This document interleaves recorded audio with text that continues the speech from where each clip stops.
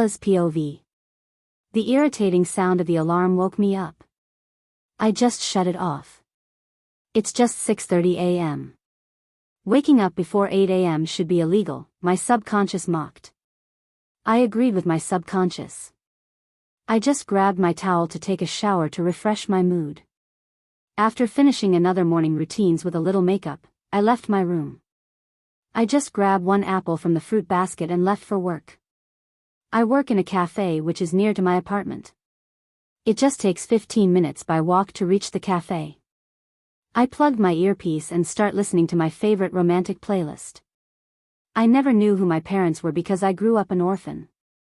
But I never felt alone because of my two idiots Sophie and Jake. Just like milk and water, we are inseparable. They both are orphans just like me. We three are of almost the same age still. Jake acts like an elder brother. We moved out of the orphanage when we turned 18. Jake works as a bartender and Sophie works as a receptionist in a moor. Jake and Sophie live in the same apartment which is near to their working places and a little far from my apartment. Well, Jake and Sophie are lovers, they even plan to get engaged by the end of this month. I'm so happy for them. Sorry, I forgot to introduce myself. My name is Ella Miller, I'm 20 years old, 5 feet 4 inches with medium brown colored straight hair that reaches my shoulder, plumpy Maya lips and fair skin and hazel eyes. While I enter the store I was 5 minutes early. I run towards the storeroom and get ready for my shift.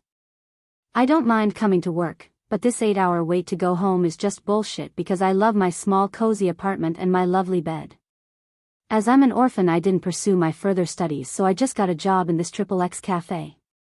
Besides that, I don't earn much but of course, XXX pays me a lot much better than other cafes. Some people say that money talks, but mine just waves goodbye. Sometimes I get good tips and good compliments from customers.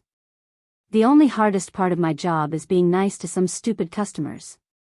Well, I'm lucky that my manager Lila is a kind-hearted lady. She treats me like a sister. It was totally a wonderful day. I saw repeated customers who will come daily to enjoy the good coffee with their loved ones and to enjoy peace. Our daily customers always greet me with their beautiful smiles and somehow it warms my heart every time. After glancing at my watch then I realized that my shift was completed. I just bid goodbye to Lila and left the cafe. It was around 5:30 p.m. when I reached my small cozy apartment. I feel like I should clean the house, so I'm going to lay down and nap until that feeling passes. By 10:30 p.m. I woke up because of my stomach pleased to feed it. Then I remember everything that I need to buy groceries today. Really, my bed is a magical place where I suddenly remember everything I was supposed to do. I took my purse and left my house. I went to the grocery shop which is near to my house which requires a 10-minute walk to reach. I bought the groceries and paid the bill. I feel like something weird is going to happen. I just kept that feeling aside and started to walk back to my house. While walking back I heard a big crash sound, then I turned back to see the cause of that sound. A car was crashed head-on into a tree. I ran near to the car hoping no one was dead in that car. I saw a handsome man in the driving seat who was injured severely. I just took him to the hospital. I never thought that this accident gonna turn my life up and down. Chapter 2. Ella's POV. The doctor took that handsome stranger into an emergency room. My imagination is going wild with each passing minute. My stupid brain was busy thinking about all the worst possibilities that gonna happen to that injured stranger. To be frank, I want to stay peaceful but my brain is making it an impossible task. To divert my thoughts, I started playing with the hem of my white shirt. While I was busy with my new diversion, doors of the emergency room opened, exposing a handsome man in his late 20s, who was wearing a big white coat, wearing a stethoscope around his neck. Currently, he was looking like an angel without wings. "What is your relationship with the patient?" The angel asked me with his sweet voice. His voice is like music to my ears. Wait. See, this is the reason why I hate my imagination sometimes.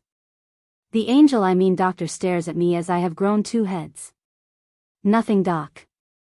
I mean I don't know anything about him. I just saw the accident and brought that stranger guy here. I don't know any details about him. I said to the doctor after knocking some sense into my brain. All of a sudden I remembered his phone. It is still in his car. Okay. The doctor said that and was about to say something, but he was interrupted by the nurse who arrived by running like a marathon.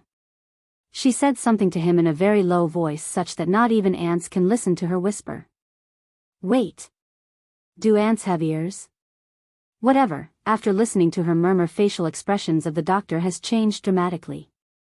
That was enough for my stupid brain to cook stupid unwanted thoughts which do no good for my heart and hair. What happened, doctor? Is everything all right? Is there any risk to the life of the patient? I started to bombard the doctor with my questions. I know it annoys anyone, but sometimes I can't apply brakes to my mouth. Don't worry, miss. Calm down. The doctor said to me in his professional tone. What's the problem, doctor? I asked him again. Did you plan to kill that poor soul, doctor, with your questions? If you really did that, then trust me, your plan will succeed soon, my subconscious said to me while drying her nail color. Shut up, Yar, I said to her while rolling my eyes mentally. Please do it. So that you can save him from your wrath. At least give him a chance to speak. My subconscious said to me while rubbing her temples. Well, nothing serious, miss, just a few minor injuries. But he lost a lot of blood, so he fell unconscious. He will gain conscious by tomorrow morning. If you want, you can see him. The doctor said to me. I thanked him and he walked away, and the nurse instructed me about the medicines and hospital bill. I nodded my head and she left me alone in that corridor. Then, I realized I was covered with blood. My hands and even my favorite white shirt was covered with the blood of that stranger.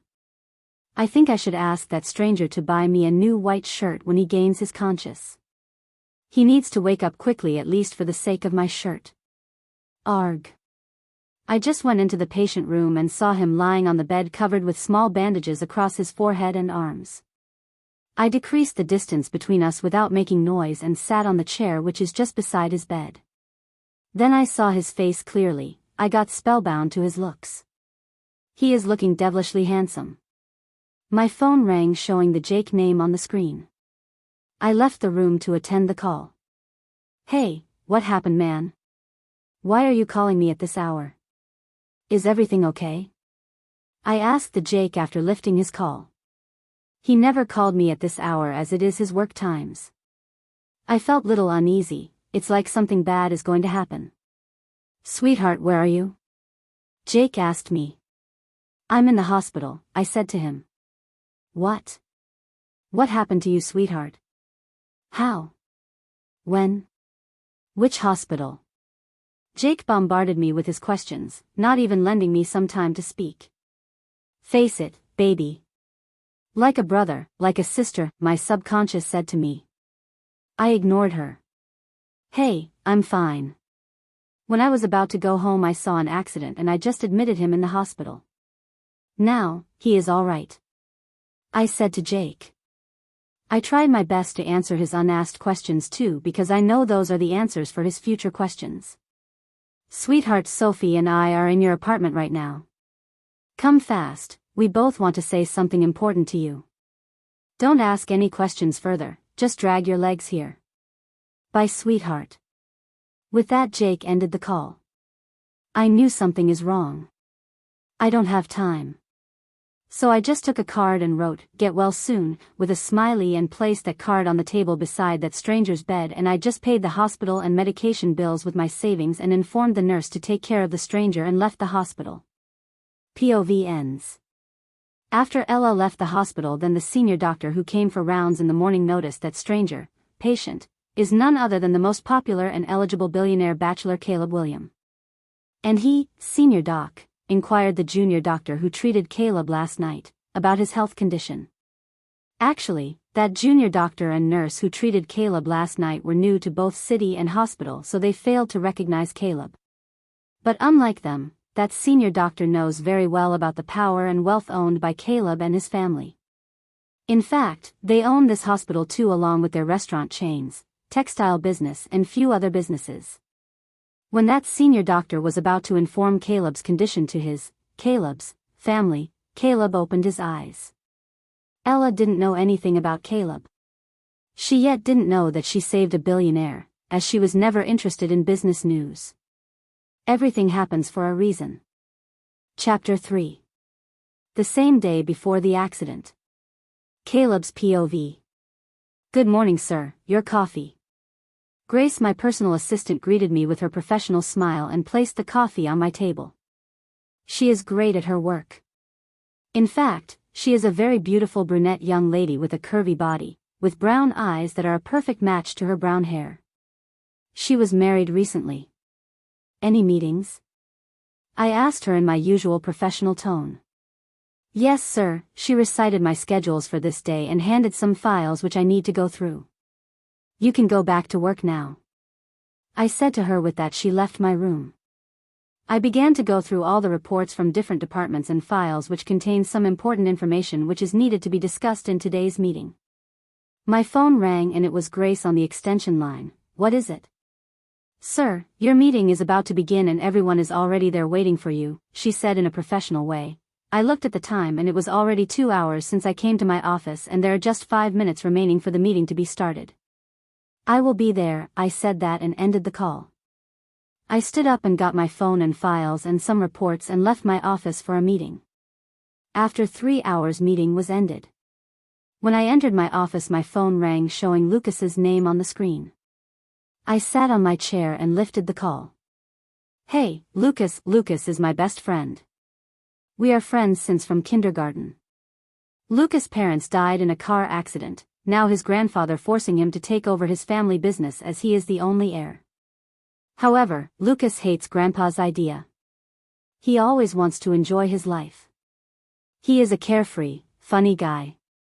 Caleb, we are going to a pub tonight. No excuses are allowed. You are coming and that's final. No work, nothing. With that, he ended the call. Again my phone rang, but this time it is showing my mother's name on the screen. Mom, how are you? I asked my mom after lifting the call. We are fine. What about you, son? She asked with her sweet voice. My mom is a kind person whereas my dad is stubborn and arrogant like me. I don't know how they fell in love with each other. But they love each other a late till date. Son, you need to come home for dinner today. My mom said to me. I love this idea anyhow, so without wasting a second I said my decision. Sounds great. I'm in it, Mom. With that, I ended the call. I'm 28 years old. I started my own business when I'm of 24 years old, but as I'm the only heir, so I merged my company with my dad's one. When he retired from his CEO position, he handed our family business to me and thus I ended as the CEO of our company. My first project after becoming CEO of this company is that Asians project. It is the most prestigious to our company and for my image too, as it is my first project I'm gonna deal after inheriting this company. So I decided at any cost I need to win it either by hook or crook. If we get that Asians deal, then we will be at #1 position. No one can beat us even for the next decade. So I'm working a lot for it. I resumed my work on my laptop, pushing all my personal thoughts aside. Time started running with the speed of light. When I completed my work, then I realized that it's 8 p.m. I left the office and started driving my car to my parents' house. After half an hour of the ride, I reached my destination. Butler greeted me first at the entrance and said that my parents are waiting for me in the garden in the backyard. My parents' house is a big beautiful mansion with rich furniture and paintings that are hanged over the walls everywhere and with a beautiful garden. When I reached the garden at the backyard of the mansion, there from little far I saw my parents talking with each other. They love each other a lot. I went near to them. My dad crushed me with his tight bear hug. Even though he is old, yet he is strong. He always has this intimidating aura around him. Then my mom showered me with kisses all over my face. She never fails to amuse me. She still treats me as a kid. She has this kind aura which makes you feel warm instantly. They both loved me a lot and pampered me a lot as I'm their single child. I never heard no in my life from anyone as I have to hear it. I'll get it whatever I want either by hook or by crook. We three sat around the table where the whole dining set is kept ready with my favorite dishes in the garden itself. We started our dinner.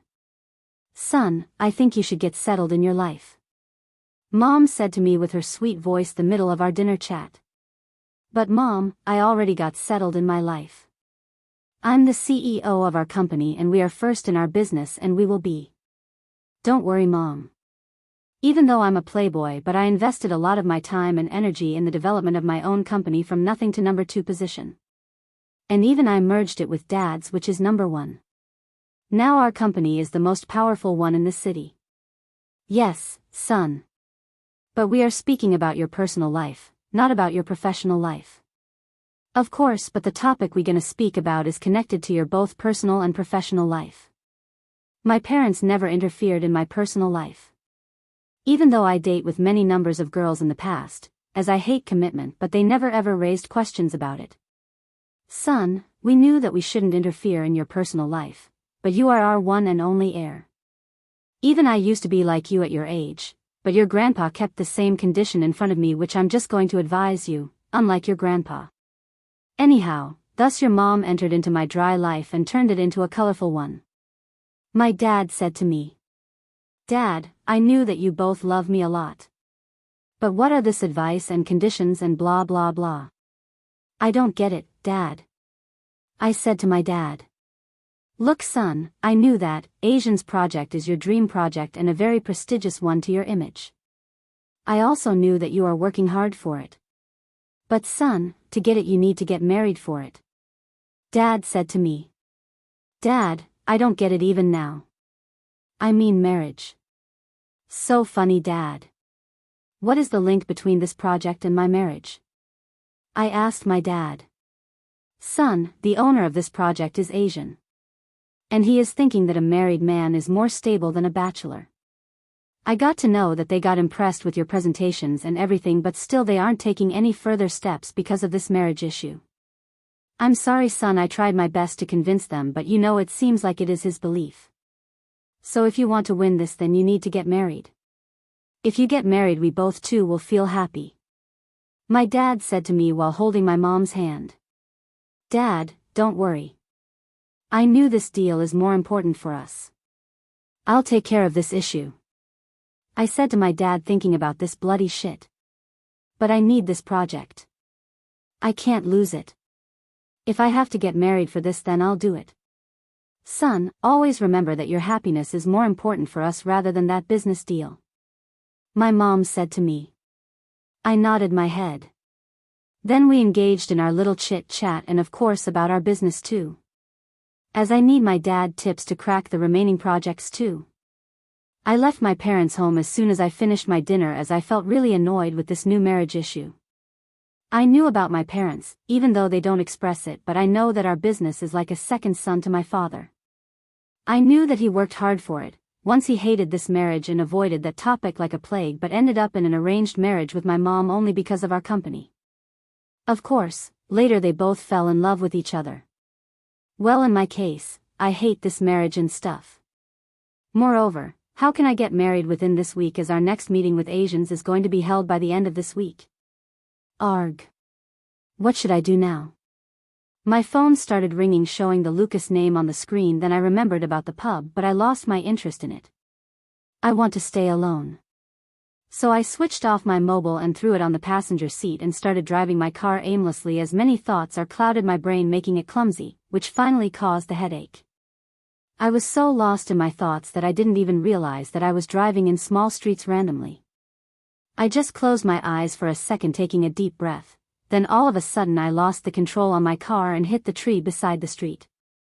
The last thing which I saw before going unconscious was a beautiful girl who was trying to open the car door through the broken side window of my car. Then I fell unconscious. Chapter 4. Ella's POV. I don't have time. So I just took a card and wrote, "Get well soon," with a smiley, and placed it on the table which is just beside of that stranger's bed. I just paid the hospital bill with my savings and left to my apartment. I reached my apartment and opened the door to my house. Both Jake and Sophie are sitting together on the studio couch in the living room. "What happened, guys?" I asked them while drinking water. Sophie started biting her nails. She bites her nails only when she is worried about something. And whereas Jake running his long fingers in his messy hair. Ella, Orphanage is in trouble. Jake said to me in a whisper. Don't worry guys. Whatever it is we can solve it together. We can help them. Now stop this suspense drama and can you guys please tell me what's this trouble is all about? I asked them while gripping the water bottle tightly in my hands. The whole atmosphere is tensed up. Even though it is a small thing but for us, the orphanage is like our family. It means everything for us. All our memories are bonded with it. Landowner of our orphanage informed to manager either to vacate the place or buy it all, Sophie said to me in a sad tone. Our manager tried to convince the landowner but as he got bankrupt recently he wants to sell the orphanage. Even the manager was unable to speak anything as we all know that landowner is a kind-hearted guy, he never took the rent of it till now. Jake said to me in his desperate tone. I know about that landowner. He is a nice guy. But no one can do anything when the problem was standing on our doorstep. Even though we shift the orphanage, still we can't pay those huge rents. Funds are not even helping them. Sophie said this and started crying in Jake's embrace. Sophie is an emotional girl. What about those innocent kids? No, we should do something. I won't let them become homeless again. I started murmuring these things to myself while thinking about my savings. Yes, I saved some money by doing part-time jobs from at the age of 12 onwards. Because we know the rule of the orphanage that we need to leave the orphanage when we are of 18 years old. So in order to live our lives by ourselves independently, we did various part-time jobs for many years and saved a few bucks for ourselves. Even though we sell our apartments and combine the money with our savings, still we can't run the orphanage for many days. I said to them. Let us earn money by doing various jobs, maybe we can't earn that huge amount but at least let us give it a try. And let us seek help from funders. Let us give our best and hope for the miracle. I said in order to cheer them.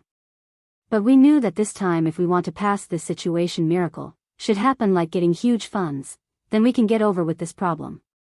With that, we ended our conversation. Jake and Sophie left to their house. I started searching for more jobs on the net. After 2 hours of searching, I found 2 jobs which are convenient for my free timings and which are also near to my apartment. I think I should ask help from Lila to adjust my work timings so that I can attend those 2 jobs without any delays. Thinking this, I closed my lappy and saw the time. Thank God I still have 3 hours for my usual waking time. With that, I slept on my lovely bed hoping for some miracle to happen in my life. I woke up due to the buzzing sound of my alarm. I did my usual routines and texted to Jake and Sophie about my new job hunt and left to the cafe. Today I went to cafe 20 minutes early than my usual time to speak with Lila. I confessed the orphanage problem to Lila. She offered some amount and decreased my work timings and even increased my pay. I hugged her and we chit-chat with each other for some time and I went to the storeroom to get ready for my shift. Ella is hoping for a miracle to happen in her life, but she doesn't know that along with that miracle a big storm gonna hit her life which changes everything in her life. Chapter 5. Caleb's POV. In the hospital. I heard a few faint voices. Slowly, voices became clear. I tried to open my eyes but failed to do it. After a few attempts, I opened my eyes, slowly adjusting to the room lights. Then I started analyzing my surroundings, which seems like a hospital. Why the hell I'm here? I thought to myself. I tried to remember how I end up here, but nothing was coming into my brain. Slowly my memories came back like a tide. Now I got it. Dinner with my parents, dream project, marriage, accident, a beautiful girl. My lips curved up a little thinking about that beautiful girl. I shifted my gaze to those foolish doctors who were present near my bed and murmuring something to themselves, but I guess one doctor is rebuking the remaining 2. I made a small noise to gain their attention. I think I got succeeded in gaining their full attention. The doctors were looking towards me with fear dancing in their eyes. Their faces became pale. My inner demon got satisfied with their looks. Of course, I like the fear of the people towards me. This is my hospital, for God's sake. I need to be in my VIP room, but these stupids humiliated me by treating me like a normal person. Get ready, folks, to face my wrath.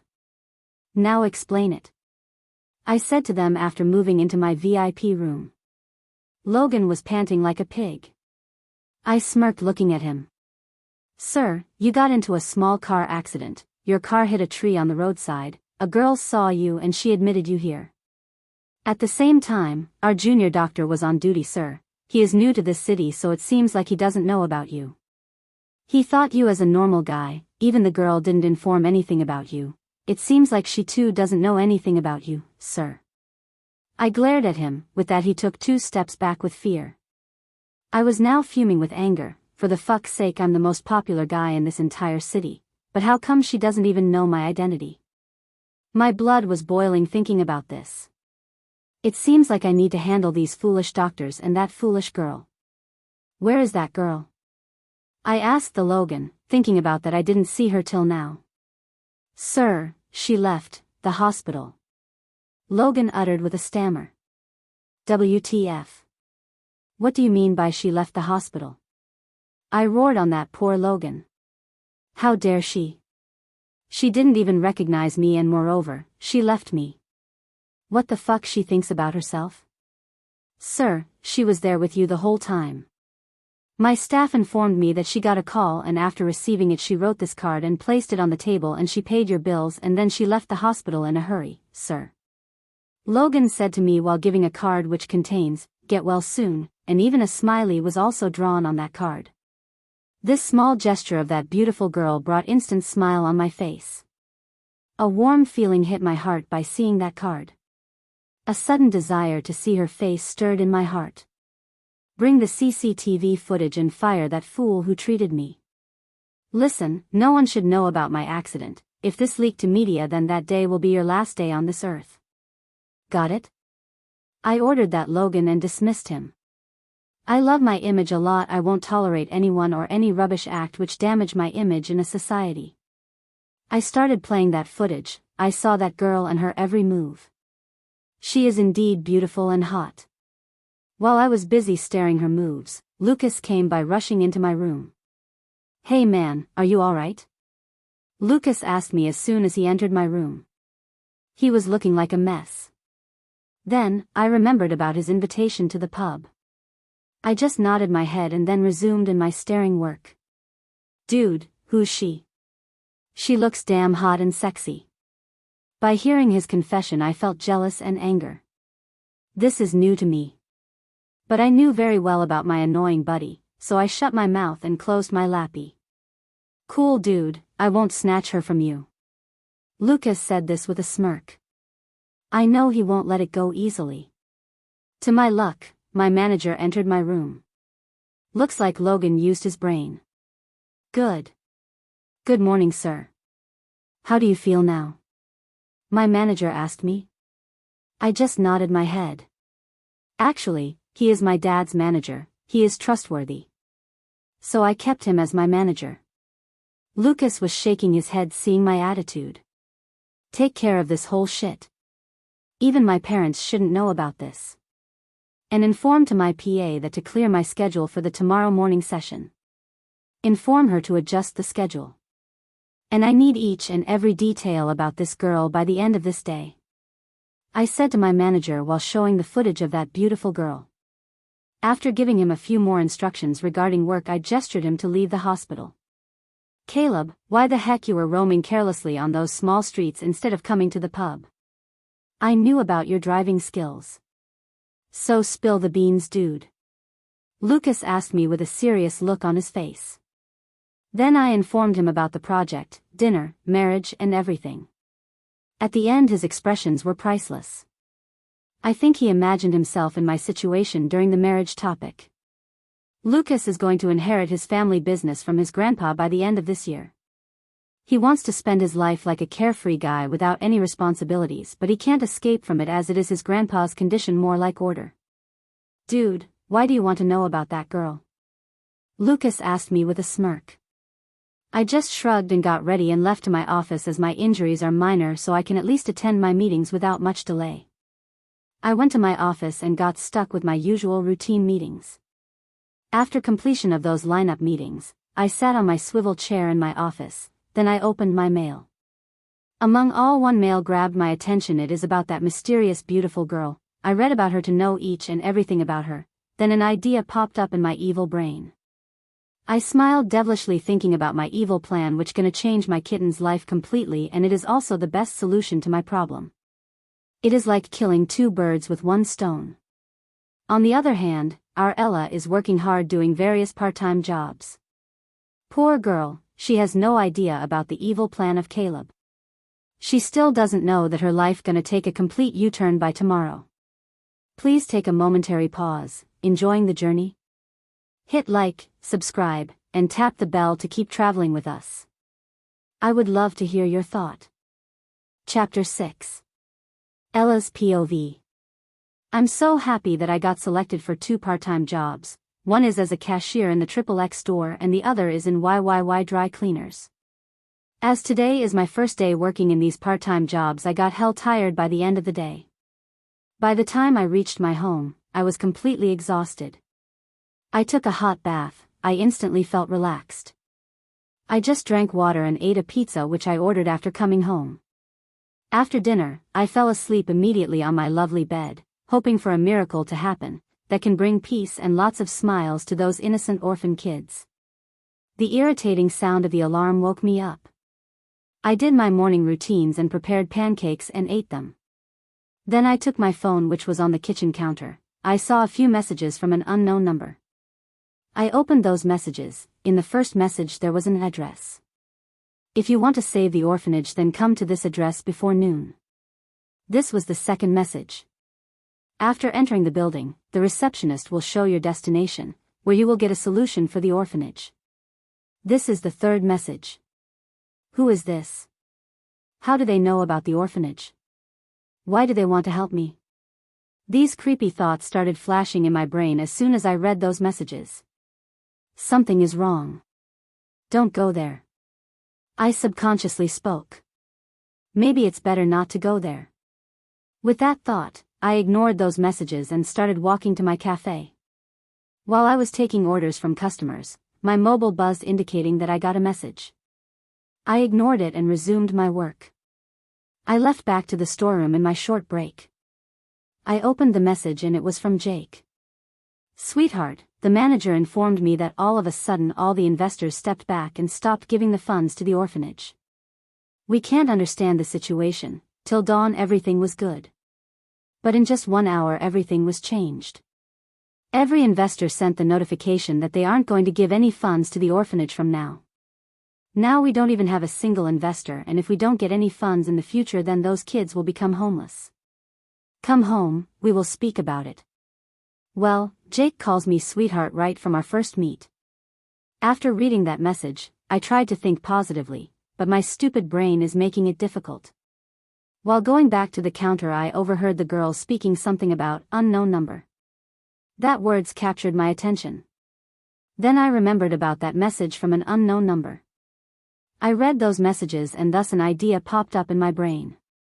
I want to share my idea with Jake and Sophie, but they didn't lift my calls. Without wasting time, I rushed to the storeroom and changed into my dress, leaving my uniform in the locker, and rushed out of the cafe after informing Lila. Finally, I reached the address that was indicated in that message. I paid for the cab.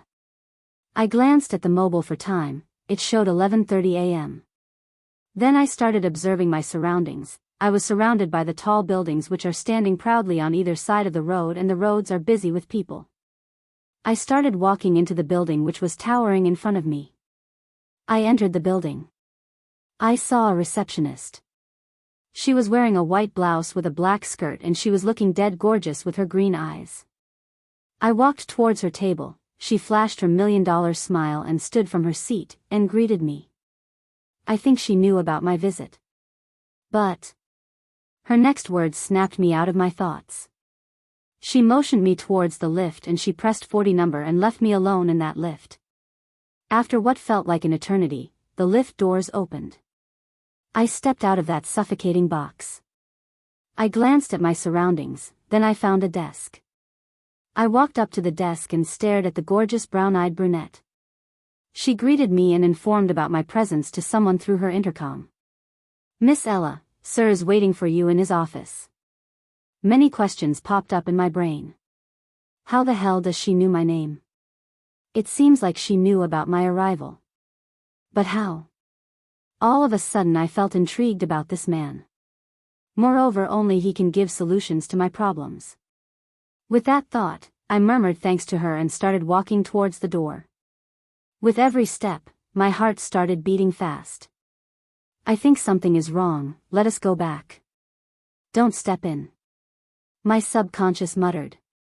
"Just ignore her words and concentrate on our mission of meeting this unknown guy at any cost."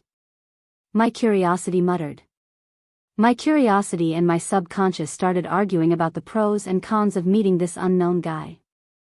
Finally, my curiosity won the argument, resulting in a knock on his door. "Come in," I heard a masculine, sexy voice. With that, I entered the room, closing the door behind. It is a beautiful and elegant office with a couch on one side. One side was completely covered with woodwork with 2 doors, and the other side of the wall is colored with gray color. Of all these, the front side is completely covered with glass, giving us a breathtaking view of this spectacular city. There was a table with a laptop and some papers and other stuff are neatly organized on it. A person was sitting on the swivel chair present near the table with his back towards me. I walked towards his table and coughed a little to gain his attention. Well, I got succeeded in it. After my little coughing session, the swivel chair turned around, giving the view of its handsome owner. He is looking damn hot. He has attractive blue eyes with thick eyelashes and with thick eyebrows, and a sharply pointed nose, and fully plump lips. Seeing his lips, I want to bite his lips hard, and his hair is as black as coal, which was smoothly gelled back, keeping them in a good position, which added even more sexiness to his handsome face. Even his white shirt didn't hide his perfect muscled arms and his six-packed body. Then again my eyes traveled to his face. Then I saw a smirk on his face, which is making him look even hotter. Wait. What? Smirk? Stop drooling on him, idiot. You are eating him with your eyes. My subconscious chastised me. Then I woke up from my la-la land. Thus realization slapped my face.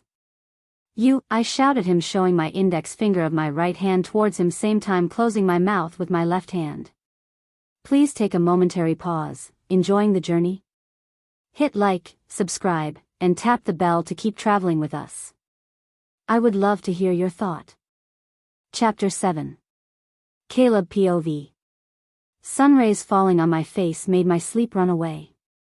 I went to the gym, and after completing my workouts I entered my room and did my morning routines.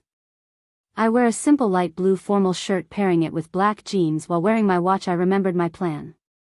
I knew every detail about Ella, including her number. Just thinking about her, a smile made its way on my face. I tested her name on my tongue. I just want to listen to my name from her voice. Keeping aside my thoughts, I messaged her my office address in the first message. If you want to save the orphanage, then come to this address immediately before noon. And this was my second message. After entering into the building, just inform your arrival to the receptionist and she gonna show you your destination, where you can meet me. This was my third message. I just don't want to reveal my details to her. How come she doesn't even know me? I was still annoyed about it. She neither texted me nor met me till now after that accident. Did she don't have any idea about me, or she might be acting in the way just to gain my attention? She never tried to approach me even regarding the hospital bills, though she needed money very badly. My manager informed me that she didn't even discuss that accident with anyone. Why? Did she forget me? These thoughts annoyed me a lot. I skipped my breakfast and went to my office in the thought of seeing her directly for the very first time. I reached my office way early than usual. Good morning, sir, your coffee. Grace placed my coffee on the table and greeted me. Grace, cancel my meetings which are scheduled in the morning and reschedule them in the afternoon. And inform my hotel manager about my afternoon lunch visit along with a guest.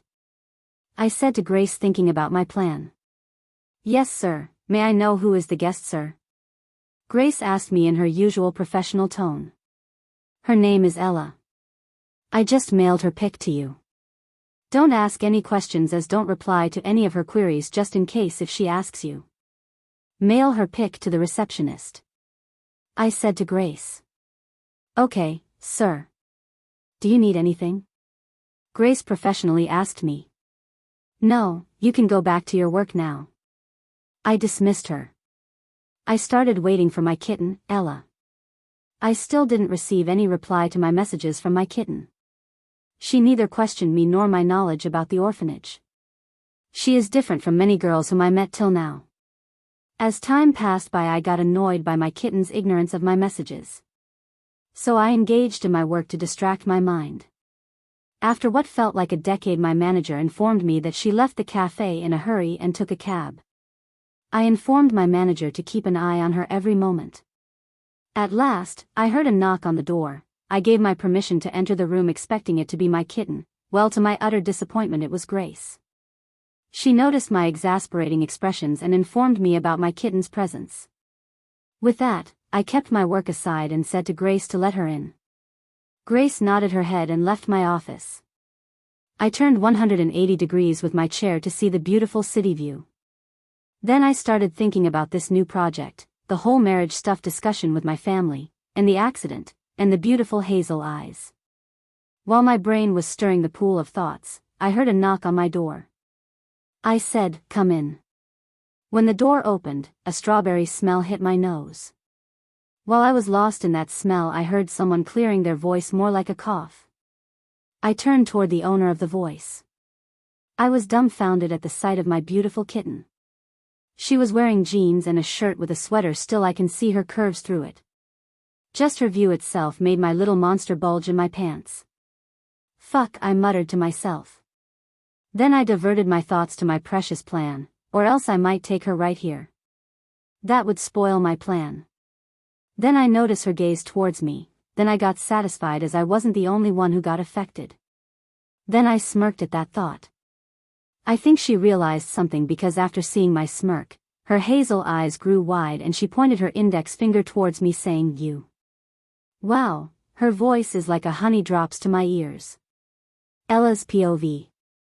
The handsome guy who was sitting in front of me is none other than the one who I saved from the accident. I forgot about him. Wait, that means did he send me these messages?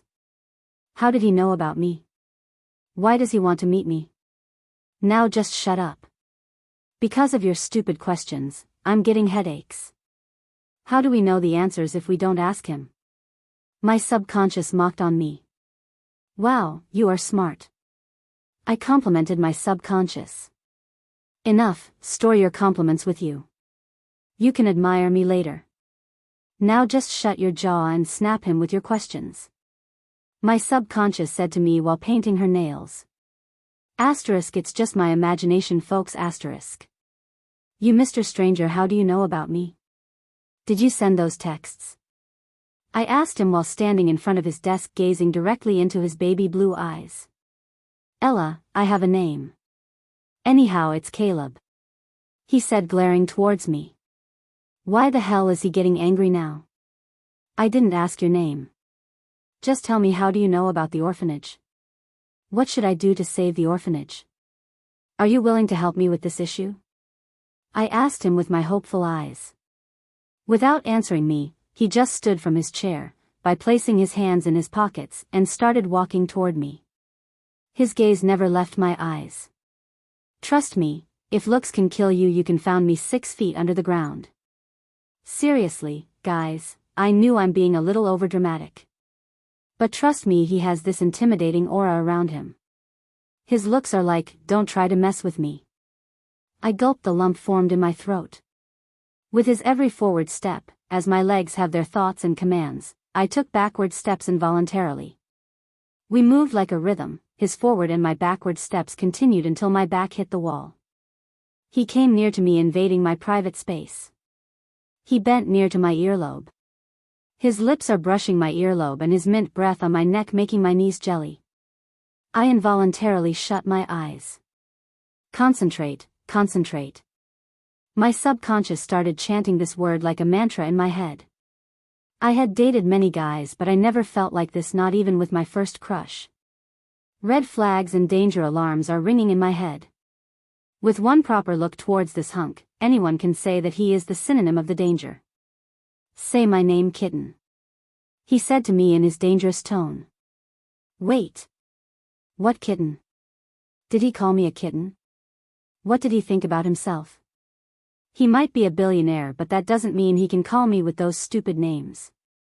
I'm not his pet. This time even my subconscious was fuming in anger. Smokes are coming from my ears. I pushed him hard, but this Hulk didn't even budge a little. Mr. Hulk, my name is Ella. Don't call me kitten.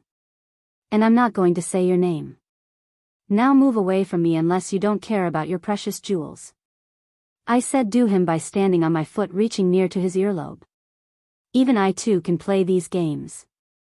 He moved a little away from me with a smirk. Oh God. How I wish I can remove that smirk from his face with my favorite slap. Feisty kitten, I like it, he said to me by looking at me from head to toe like I'm his favorite toy. Arg.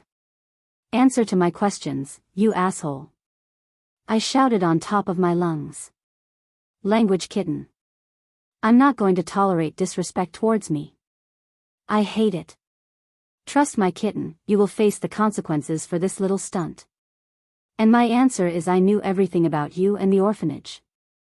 And I even can save that orphanage, but well, that depends on your choice. Usually, I hate giving options to choose to others, as you are my favorite kitten, so I'm giving you this privilege. The decision is yours, kitten, he said to me while walking back to his desk, taking some papers into his hand. Options? Choice.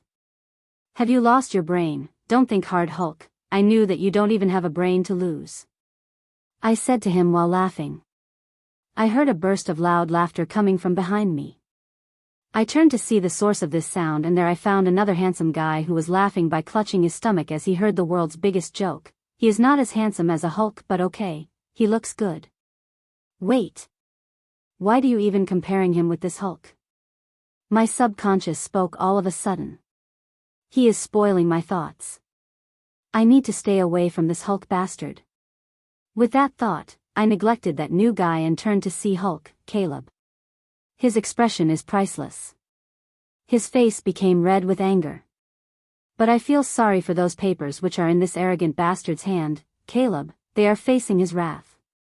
Shut your mouth, Lucas, Hulk said to that new guy by gritting his teeth. So that new dude is Lucas. Lucas came toward me, ignoring that idiot, Caleb. Lucas was now standing in between me and that Hulk, Caleb. Hi, beautiful, I'm Lucas. Lucas extended his hand for a handshake. He seems like a fun-loving guy. He is better than that intimidating Caleb. Myself, Ella, I said to him by shaking my hand with his. You are the one who saved my friend, right? Thank you so much for saving him. You are beautiful from in and out, Lucas said to me, still holding my hand. Thank God, at least this guy has some manners, unlike that Hulk, Caleb. I simply smiled at him. Even though he is treating me well, but I never want to maintain any kind of relations with these rich kids. This is just my opinion, which formed based on my past experiences. I knew I shouldn't judge others in that way, but I can't help it. So I desperately want to end this whole conversation with these two guys. Mr. Hulk, I have to go back to my work, so now tell me about your stupid options, so that we can end this whole shit as early as possible, I said to Caleb. Lucas stared at me in amazement. Wow. I must say you have guts. You were the first girl who spoke to my friend in that way. Oh, Lucas said to me while clapping his hands like a kid. I can't get why can't this guy get into his muddy brain that I want to badly end this bullshit. These guys are just killing my time. Lucas, cut your crap. Give us some space and time, dude, Caleb said to Lucas. With that, Lucas sat on the couch and stared at his phone. Miss Ella, you want money to save the orphanage. So here we go. Your first option is, I'll save the orphanage, and I'll give you $1 billion only if you sign these papers. And your second option is, if you don't want to sign these papers, then forget about the orphanage, including your job. Caleb said to me by throwing the papers which he was holding till now. I think I should teach this idiot bastard some manners. I just want to kill him right now. Oh God. I stared towards this monkey, Caleb. He was grilling towards me. I'm gonna punch this asshole, Caleb, if he doesn't stop grilling me. I thought to myself, even my subconscious approved it. His gaze is annoying me. Anyhow, I want to get out of this hell, so I took those papers and started reading them. After reading it, it's like the ground under me slipped away. Ella still didn't know that, her life gonna take a U-turn from now. Please take a momentary pause, enjoying the journey? Hit like, subscribe, and tap the bell to keep traveling with us. I would love to hear your thought. Chapter 8. Ella's POV. Anyhow, I want to get out of this hell, so I took those papers and started reading them. After reading them, it's like the ground under me slipped away. Contract marriage, these words made all the air pump out of my lungs. This is so funny. Nice prank, I said to Caleb while laughing. Seriously, it is the first thought that stuck in my brain after reading them. Do I look like a joker? Caleb asked me. He was fuming with anger. Of course, yes. Didn't you know that? I said to Caleb. You are crossing your limits, kitten, Caleb aka Monkey said to me while pinching his nose bridge. What? Limits? Can you please enlighten me? I asked Caleb with sarcasm dripping in my words. Stop it, kitten. Just sign these damn papers.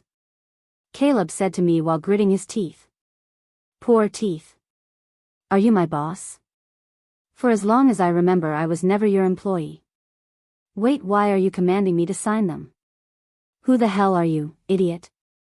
Are you the king of this universe? I asked him by placing my hands on my hips to intimidate him. Grace, can you please bring popcorn? Lucas asked through the intercom. With this, we both looked towards Lucas with a shut up look. Guys, please carry on. Ignore my presence. Trust me, I won't disturb you at any cost. Lucas said to us by keeping his hand near to his throat like a promising gesture. Lucas. I think you both are born to irritate me.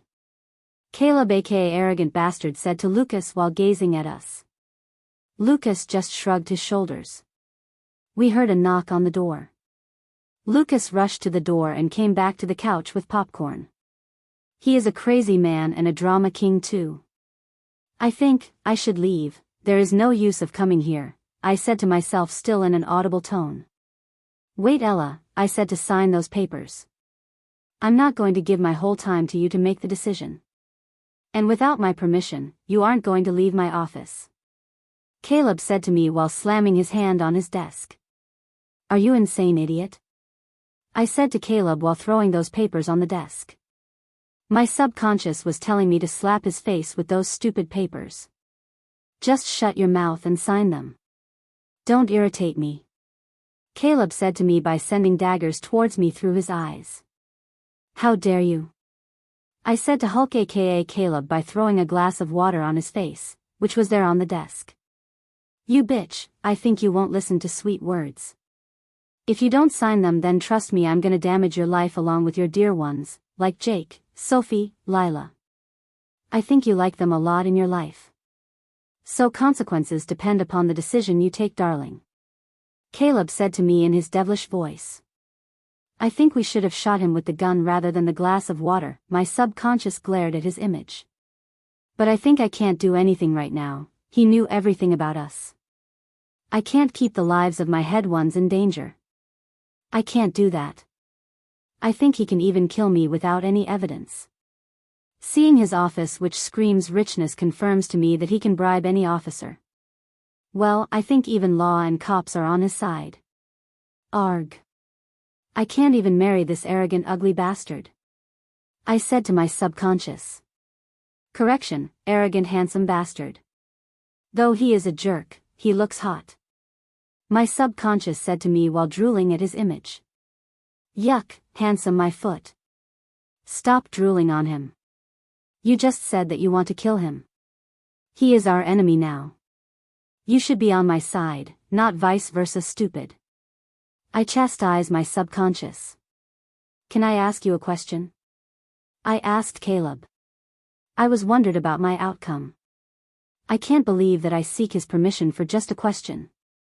Arg. Wow, I never expected this from you.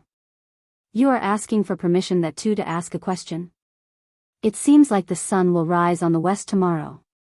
Good improvement in your behavior, kitten. I like it. Caleb said to me with his evil smirk. Stop dreaming, okay? Why are you so desperate about this contract marriage? I mean, you might be the most eligible billionaire bachelor. Why are you choosing me for this? I mean, many girls are rich and beautiful, why can't you marry them instead of me? Why monkey? I asked Caleb by sitting on a chair cause my legs are begging to do it. I want to succeed in a project. It's an Asian project. It's my dream project. Not only that, it decides the 2 decades fate of this company. It's a big deal. But they have some trust issues. They believe that a married guy is much better than a bachelor. So if I want to get it, then Jay have to marry a girl. Though it is a contract marriage for us to the world, it should look like a love marriage. So I choose you for this. Caleb said to me. Finally, you have a brain. Hence proved. I said to him, grasping this new info. I'll release the video clips in which you saved me to the press indirectly. That will become the hot topic, and I'll introduce you to the press as my lover, and we gonna go for dates, and then we gonna get married. We need to act as a lovely couple in front of the press and my parents. No one should know about this contract marriage. After completion of my project, we will apply for divorce. If you sign these papers, I'll save the orphanage. I'll take care of that orphanage, its expenses and everything. And according to our contract, you will get $1 billion after our marriage. And the remaining amount will be deposited into your account after our divorce. Moreover, I won't involve in the lives of your dear ones. So it is a win-win act. Caleb said to me proudly, like he solved the toughest problem in his life. Let's give it a try, anyhow we have nothing to lose, right? My subconscious advised me. Though I hate this idea, for the sake of the orphanage I'm gonna give it a try. I thought to myself.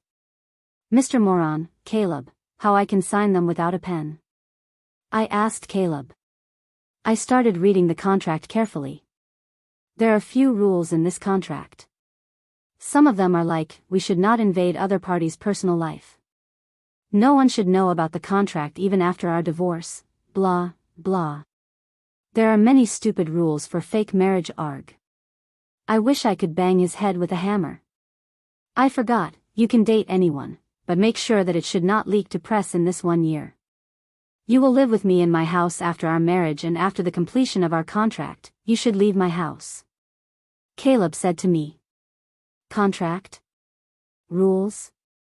This moron has no sense. What is he thinking about life? Arg. I said to my subconscious. He is a businessman. What do we can expect from him? He treats everything as a business. But why do this jerk should have such a handsome face and a super cool body? It's a big crime, you know. My subconscious said to me.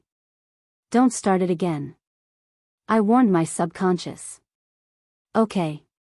We are not going to consummate our marriage. Add this rule into this contract paper. And one more thing, I don't want your money. Keep it with yourself. Just save the orphanage. So now change this contract and then bring them, I'll sign it. I said to Caleb by placing the pen and contract on his desk. Okay. I don't have any problem with it. You need to accept that amount at any cost. It will be deposited into your account. End of the discussion regarding this money. And about your next rule, just take care of your feelings, kitten. Maybe you are the one who gonna break it. Don't worry, kitten, I'll make an exception to this rule, though you violate it, there will be no consequences. Caleb said this with his trademark evil smirk. Dreams, wake up, monkey, I said to Caleb. And later he called Grace through the intercom. After some time she arrived and he handed her the contract and informed her to make few changes to it. She nodded her head and went out along with those papers. I don't want to see the face of this idiot Caleb. So I stood from my place, sat on the couch beside Lucas. He is much better than that moron, Caleb. Hey, you know what? I like you a lot.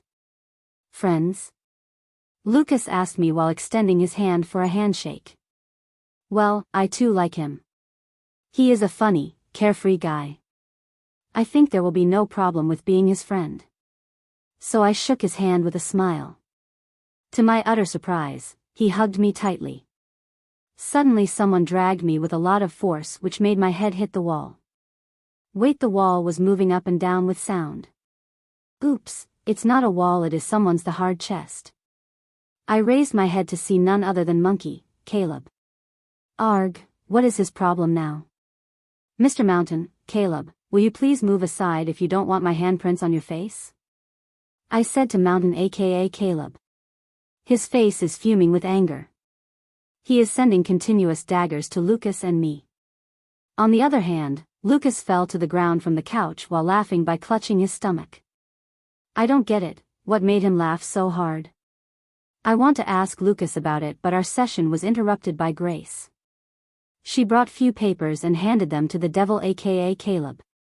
He holds my hand and dragged me towards his desk and signed those papers in a hurry and gave his pen to me. How dare he drag me like this? But I just want to end this as soon as possible. I took the pen. My heart was constantly insisting not to sign them. So I closed my eyes and took a deep breath. All I can see was the beautiful smiling faces of kids who belong to the orphanage. I don't have any other options rather than this. It is only for 1 year. I think I can tolerate this monkey aka Caleb. For the sake of the orphanage. Finally, I signed them. I bid goodbye to Lucas and left the office. I don't want to see that devil's face. I rushed out of the building. I took a cab and started thinking about my future and the orphanage. Please take a momentary pause. Enjoying the journey? Hit like, subscribe, and tap the bell to keep traveling with us. I would love to hear your thought. Chapter 9. Ella's POV. When I reached my apartment, I called Jake and Sophie to come to my apartment. I threw my phone on my bed and went to take a hot shower to relax my mind. After 30 minutes, both Jake and Sophie came to my home. They knew the password of my apartment. I narrated the whole incident, starting from the messages from an unknown number to the contract. WTF, Ella?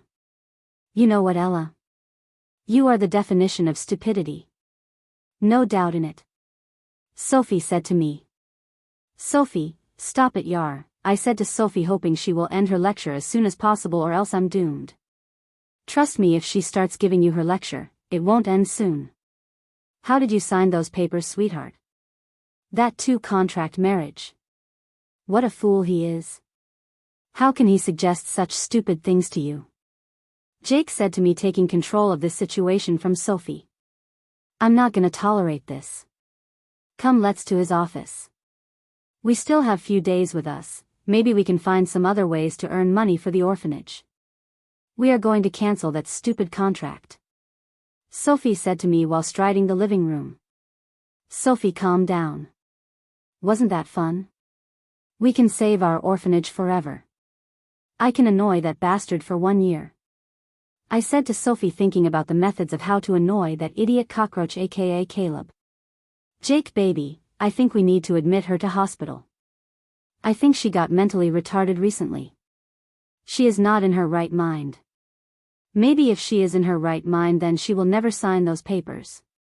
Sophie said to Jake by holding his hand. Arg. I'm going to kill that bastard for making her like that, Jake said to us while searching for the gun in my home. I knew he is overdramatic. But I already told you that he is a little bit overprotective towards us. I still remember, when my first crush dumped me, Jake hit him until his face turns blue and black with a lot of bruises. I laughed a lot after seeing that video, which was recorded by Miss Sophie. Trust me guys, his handsome face became priceless. But that is not the case here. Why can't these two idiots understand that jackass aka Caleb is a devil? And unfortunately, he is the only way through which we can save the orphanage. Jake, Sophie, do you have a better plan? If you have a super cool plan then tell me guys or else just zip your mouth. I said to both of them gesturing my hand to zip their mouths. Come on Ella, for God's sake we are living in the 21st century damn it. Who will marry a stranger, that too contract marriage? Oh God. Seriously Ella, for this foolish stunt, congratulations buddy, you will inherit the title, best stupid person in the world. Sophie said to me by clapping her hands. I knew it sounds weird. But who am I kidding? It is Sophie. I knew it's Sophie because you are my best buddy. Of course, I'll inherit that title from you. I said to Sophie with a wink. Shut up Ella. Ella listens to me, think once again about it please. Sophie said to me by holding my hands in her warm hands.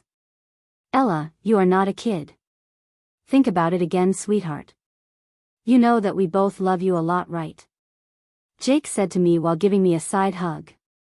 These two people are my lovely idiots as always. Guys, trust me. I'll be okay with this.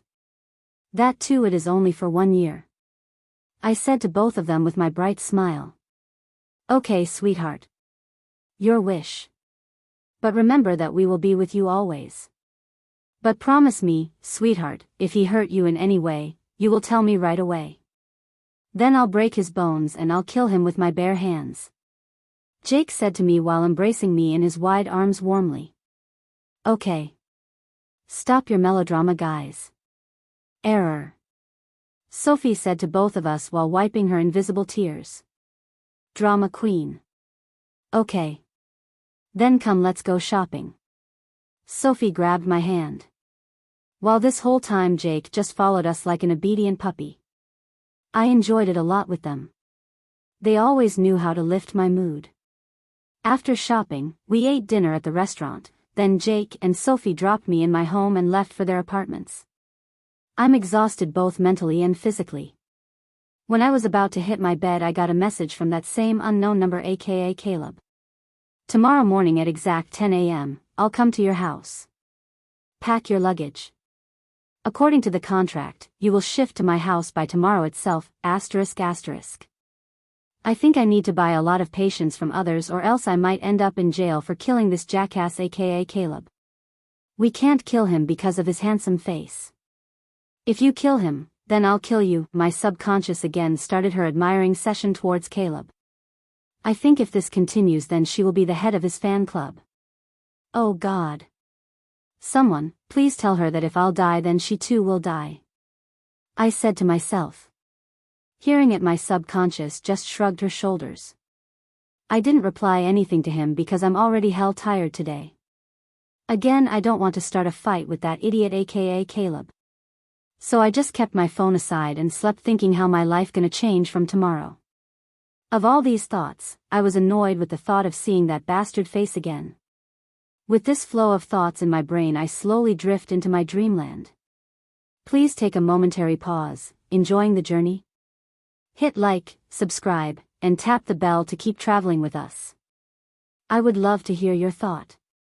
Chapter 10. Ella's POV. I woke up not because of my bloody alarm but as it seems like my floor was sad on me. Again. You are not a small kid, my subconscious mocked on me. Shut up Yar. I didn't trip on the floor from my bed. My sweet lovely floor missed my hug and kiss. So I just fulfilled its desire. I said to my subconscious while getting up from the floor. Ouch. My back hurts. Really? My subconscious asked me by adjusting her eyeglasses.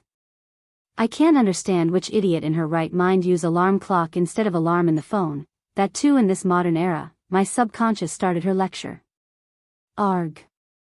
Why can't it understand my problem? If it is my mobile then I'll smash it as soon as it makes a sound. Even though I smash my alarm clock, still it works. I told my subconscious while watching my phone, then I realized about that bastard aka Caleb message. All the things that happened yesterday rushed in my brain like a rat being chased by a hungry cat. Arg. While I was lost in my thoughts my alarm made her usual annoying sound, waking me up from my stream of thoughts. I took a warm and long relaxing bath and wore my favorite white crop top, matching it with black jeans and with light makeup. While watching my image in my mirror, then I remembered about that Caleb minor accident and my favorite white shirt. Arg, I don't know why my thoughts always end with that Caleb aka monkey. I finished my breakfast and informed about my shifting to Jake and Sophie. I don't want to shift into his house, but I think I don't have a choice. So I just packed my luggage. Well, it is not much, just 2 luggage bags and that's it. About my part-time jobs, I left my new part-time jobs except in XYZ Cafe. I glanced at my phone screen for time. I still have few minutes before that devil aka Caleb comes to pick me. So I went to my mini kitchen and prepared my coffee. I sat on my couch and started sipping my sweet coffee. I need you in my life. Your smell brings a smile to my face. You bring peace to my soul. I love you, coffee. While I was proposing sincerely to my coffee with my warm heart, I heard the most annoying sound in this world. Wow, you act as you hate me. Now secretly you are admiring me. How is your rehearsal going on, kitten? Caleb asked me by standing near to the couch, keeping his hands in his pockets. Rehearsal? I asked Caleb. Yes, you are practicing on how to propose to me, right? Don't feel shy, kitten. Caleb aka Donkey said to me while walking near to the couch and sat beside me like he owns this place. What? Proposal? Stop kidding, okay? Don't piss me off. If you do, then I'll replace your hair gel with glue next time. Trust me, you'll surely regret it later. I said to idiot aka Caleb while drinking my coffee. Wild kitten, Caleb muttered to himself under his breath. How do you know the password of my apartment? I asked Caleb aka asshole with gritted teeth. Well, kitten, don't forget about my power. I can do anything. Blah blah blah. Caleb said to me with a smirk while resting his shoulders on the back of the couch and gazing towards me. You know what, monkey, this sweet wonderful coffee tastes like. You should shut up until I finish it, I said to him, giving my whole attention to the heaven, coffee, which is present in my hands. I knew I was a little overdramatic, but in front of coffee, everything seems small and less important. I love coffee a lot. That is the main reason why I ended up working in the cafe. Kitten, come, we need to go to my house, Caleb said to me by sending daggers towards me. What is his problem now? Is he in periods? I gave him a explain to me look. I hate it when you give more attention to other things or other people rather than me, Caleb said to me, which made me spill my coffee. Is he a kid? Anyhow, I don't want to think more about it. So I just finished my coffee, ignoring the monkey beside me who was fuming with anger. Ignorance is bliss. I took my luggage bags and left my bedroom. As soon as I entered the living room, the idiot saw my presence and left me and went outside with a smirk. Don't he have minimum manners? I think he doesn't have them. I chastised myself for expecting that he will carry my luggage. I just lift my 2 luggage bags in both hands. And I walked out of my apartment giving, I'll miss you, look to my home and went outside. Caleb was standing in his office attire, leaning on his black car. Well, as I anticipated, the ride to his house was filled with silence. He didn't even speak at least a word with me. So I plugged my earpiece and started listening to my favorite songs while gazing at the moving buildings and trees through the window of the car. I want to thank my earpiece for helping me to ignore this moron aka Caleb. Finally, what felt like an eternity, the car came to halt before a beautiful mansion. Big gates opened, giving way to the car to enter the magnificent mansion, which was looking elegant and modern with a beautiful garden and fountain. The car halted at the entrance of the mansion doors. We both entered the mansion and he introduced me to few maids. And then he showed me my room, which is opposite his room on the first floor, and then without any word he left. I think he is ignoring me right now. Taste your own medicine, my subconscious mocked on me. I heard a knock on my door. As I opened it, a maid came to my view with her beautiful smile lingering on her face, which made her look even more beautiful. Ma'am, if you need anything you can inform any of us, she said to me with her bright smile. It brought a smile to my face. Don't call me ma'am. You can call me Ella. Friends? I asked her by extending my hand. Okay, ma'am, sorry Ella. Myself Maya. She said to me while shaking my hand. I want to see this whole mansion. Can you give me a tour of this beautiful mansion? I asked Maya while moving out of my room. She said yes, and we started walking through every door and room of this mansion. Finally, we ended at the pool, which was located at the backside of the mansion. Of all this mini tour, I realized that all rooms are gray and white wallpapers and curtains. Arg, even my room looks dull because of these dull colors. No doubt these are selected by our monarch, aka Caleb. But still, I enjoyed Maya company a lot. She is my age and she lives with her brother. She lost her parents in an accident. She is working here for 3 years. She is the first worker who joined this mansion, so technically she is the senior-most maid here. I met other maids like Claire and Nathan. This trio is awesome. They are funny and friendly. I like them a lot. I ate lunch and went to my room to unpack my luggage, but to my utter surprise, I got a walk-in closet in my room with many types of branded dresses from casual to party wear of all colors with heels and sneakers. They are looking beautiful. I placed my luggage bags on one side of the closet and walked out of it. Then I took a keen look at my room. It was big, too big for me. It is the size of my whole apartment with elegant white flooring and with cute bathtub at the center. I gawked at it for some time and left my room as I was hell bored. Even though the trio insisted me to take a rest, I ignored their request and helped them with snacks and dinner. I chit-chat with them. Later they left the mansion at 8 p.m. I waited for the devil for dinner, but he didn't come and my stomach started grumbling. So I ate my dinner and left for my room. I spoke with Jake and Sophie on phone for some time on the balcony of my room, and after that, I took a bath and shifted into my pajamas. As soon as my back came in contact with the soft mattress, sleep embraced me warmly and I slowly drifted into my dreamland. Please take a momentary pause. Enjoying the journey?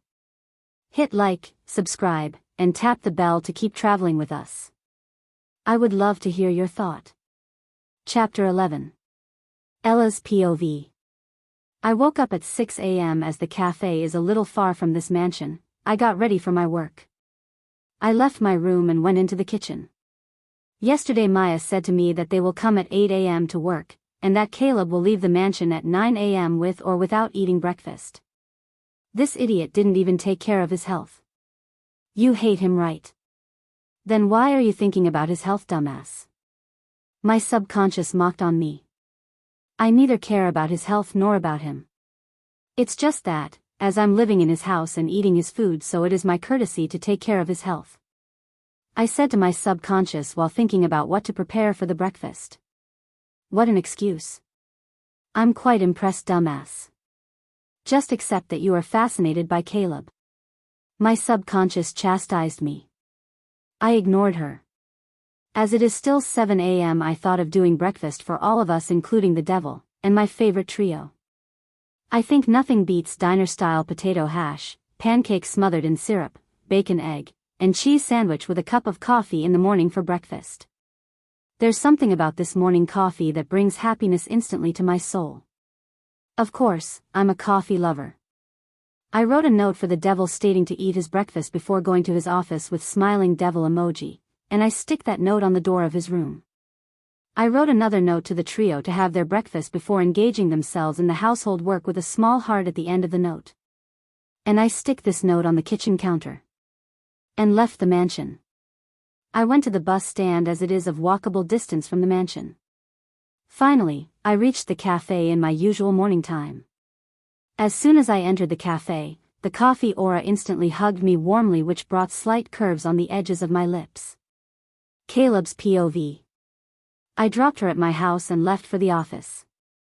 I thought of staying with her and giving company to her for the whole day so that she can feel easy around me and in my house. But she loves to annoy me. I feel like giving divorce to her even before marrying her. I kept aside my thoughts and focused on my work. I was so immersed in work that I forgot about the time and my kitten.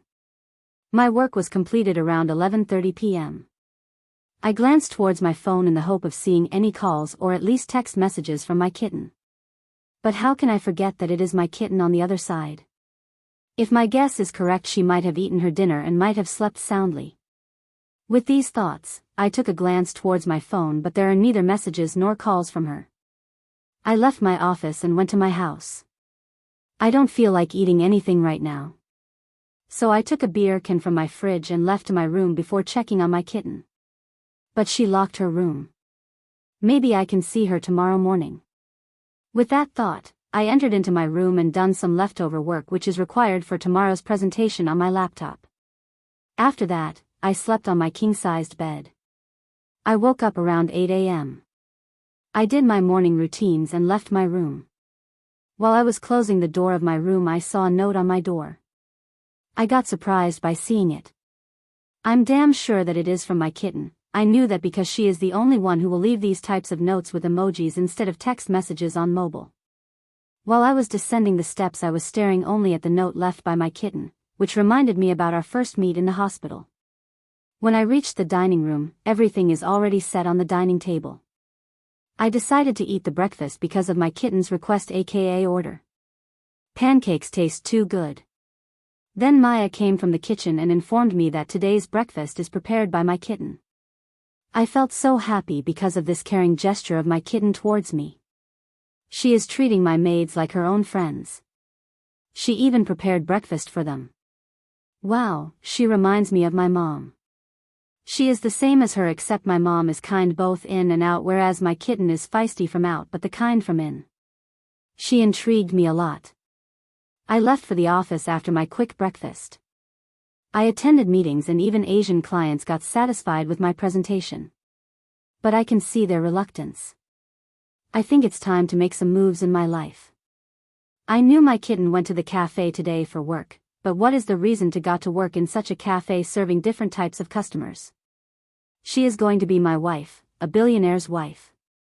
I felt angry thinking about it. It gonna affect my image in the media and public.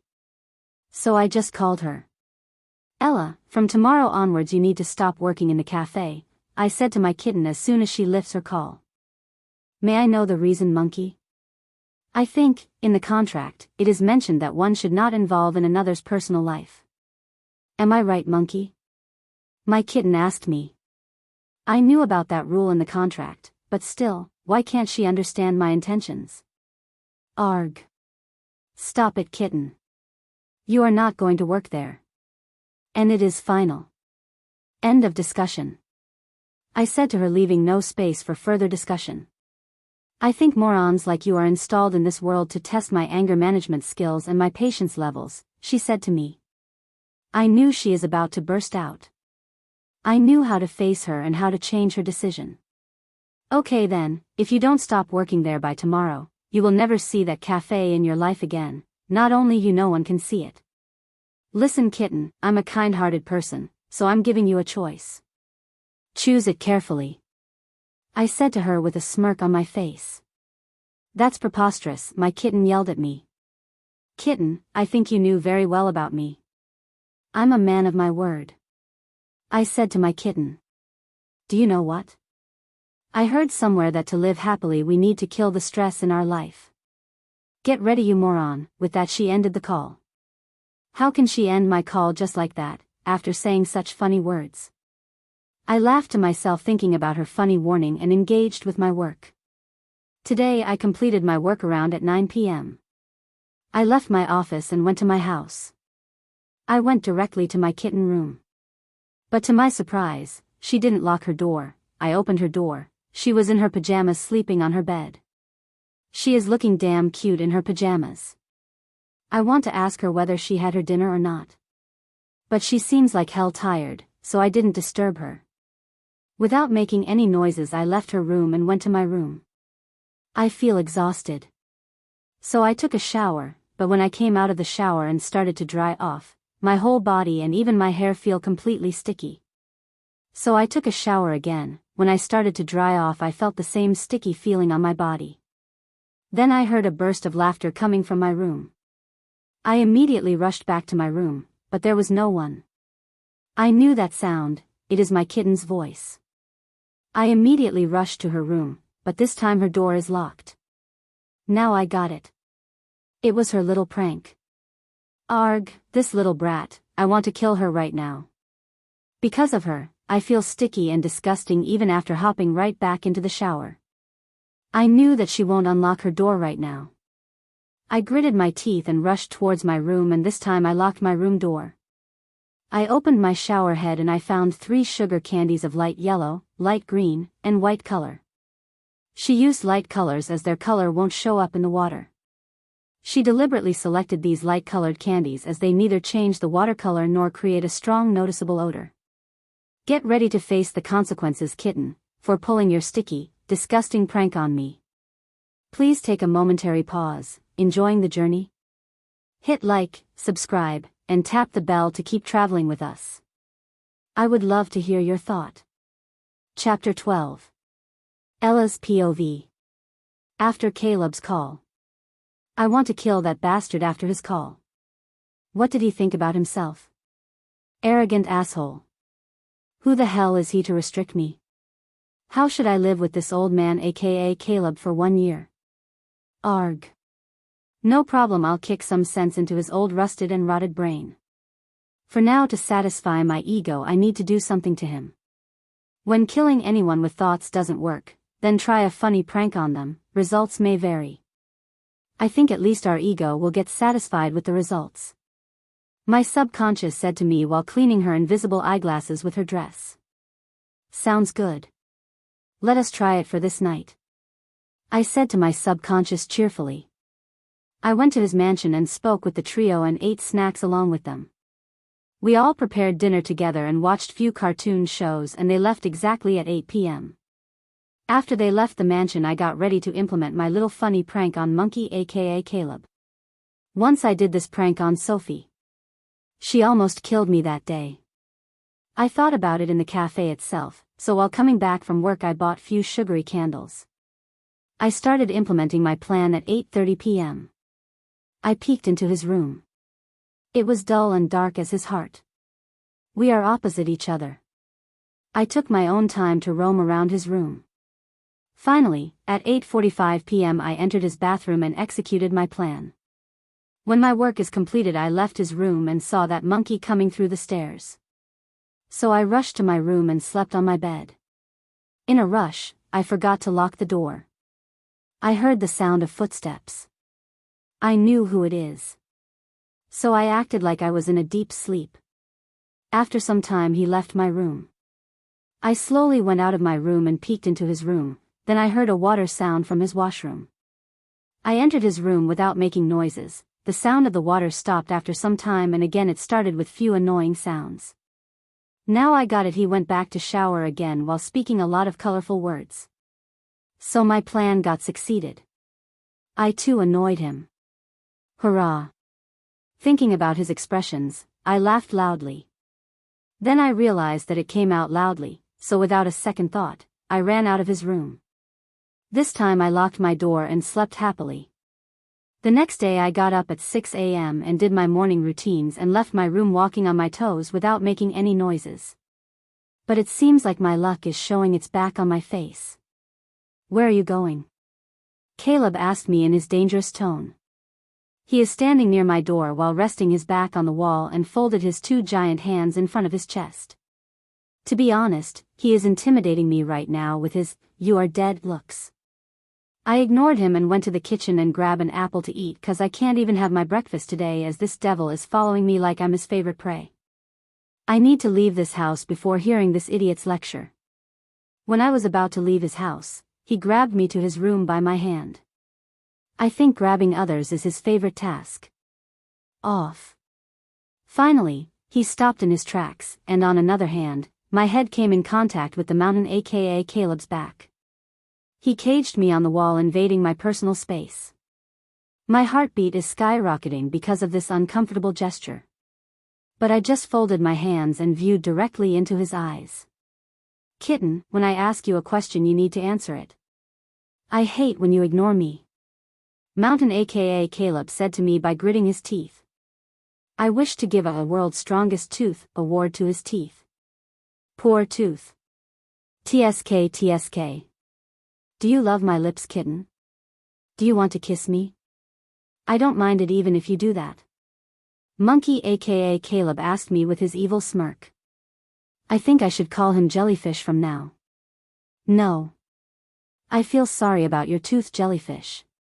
Trust me, if you grit your tooth often in such a harsh way you will lose them one day. I said to Caleb with a sad face. What? Jellyfish? Why do you call me with different names every time?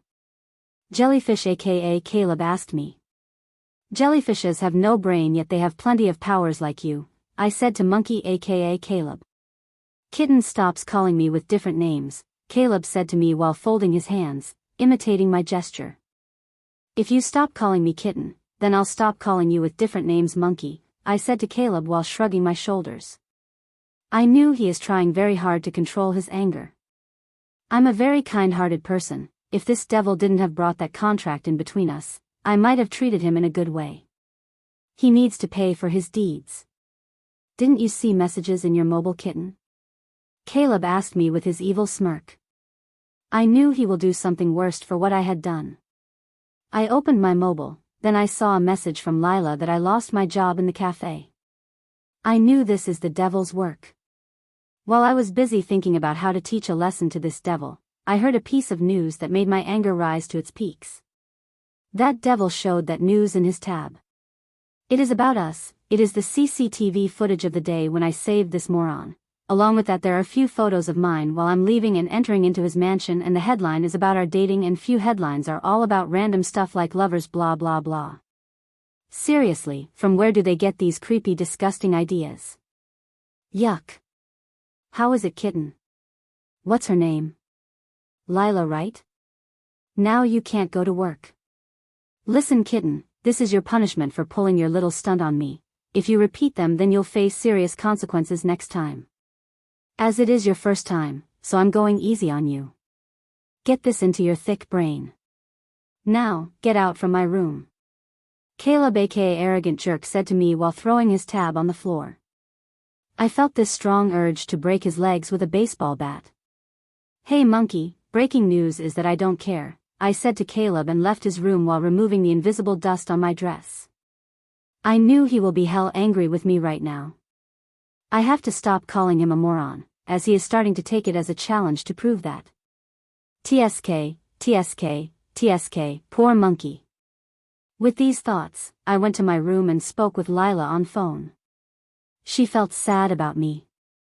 I just said to her that it's okay. I knew her intentions are good, but situations demanded her to do this. I just can't hate her for this single incident while forgetting about all our good moments. It's just that I'm gonna miss her. I chat with her for a few more minutes to cheer her as her voice sounds low, and when I lifted her mood I ended my call as I knew she is busy with her work. You did a big mistake, Caleb, now I got more free time to think about the ways to annoy you. I said to myself. I got a call from Jake. He informed me about Caleb and my news getting viral. We chatted for some more time. I left my room and went to the kitchen and greeted the trio. I ate breakfast while chatting with them. They too informed me about the news. To be honest, I got bored listening to the same news from all the people around me. I went to my room as the trio was busy doing the household chores. I want to help them but they just locked me in my room. Now I'm bored. That monkey is the reason behind it. Warning to a monkey, I'm bored. This could get dangerous. I sent this text to a monkey. It's showtime. I started sending random texts to his number, like alphabets, poems, few pics of monkeys, few sexy pics of models. Finally, I got a call from his number. Now I got satisfied, 'cause I knew if he has called me then I might have annoyed him in my best way. I ignored his continuous calls and slept peacefully thinking about how to annoy him more. The day went by chatting with the trio and laughing wholeheartedly with them. At night I ate with the trio and they left the mansion. While I was about to go to my room, Monkey aka Caleb came to the house. He marched towards me like a black bull. Why did you send those messages? How dare you ignore my calls? You are not a kid. Act like a lady, don't repeat these foolish acts with me. Got it? Caleb asked me while clutching his phone in his hands. He clutched it so hard that his knuckles turned white. Why did this idiot show his anger at such poor things? Hey, stop it, monkey. You are so funny. Monkey is saying to me, to behave properly. Wow. I said with my fake laugh. Left to my room immediately. I felt intimidated while he was asking those questions with his rage voice. Off. But I feel ecstatic right now because I don't need to set an alarm for tomorrow. With these thoughts, I fell asleep happily. The next day I woke up due to the banging sound coming from my door. What happened to the door? Why is it crying? I said to myself in my sleep mode while trying to ignore the sound which is increasing with each passing of the minute. Stupid, someone is calling you. Now move your lazy ass from the bed and open the door, my subconscious said to me while placing her palm on her forehead. Finally, with a lot of hard work, I opened the door. What happened? I asked Caleb while rubbing my eyes with the back of my hand. Caleb was looking hot with his wet hair and sweaty shirt. Maybe he came from jogging. Ella, get ready, we are going to visit my parents today. The monkey said to me while eyeing me from my head to toe. I ignored his looks. Really? Okay, give me some time, I'll get ready. I said to Caleb with a smile on my face. I don't know why, but I'm feeling happy right now. Okay. Take your own time. Caleb said to me. Why this devil is acting sweet today?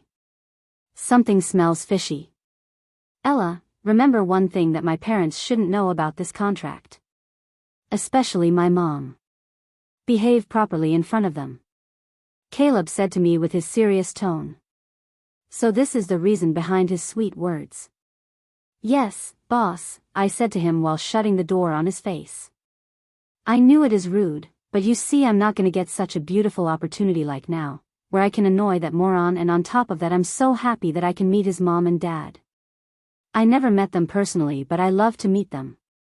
Get ready and come down, kitten. I don't have much time. Caleb said to me. I ignored his shouts.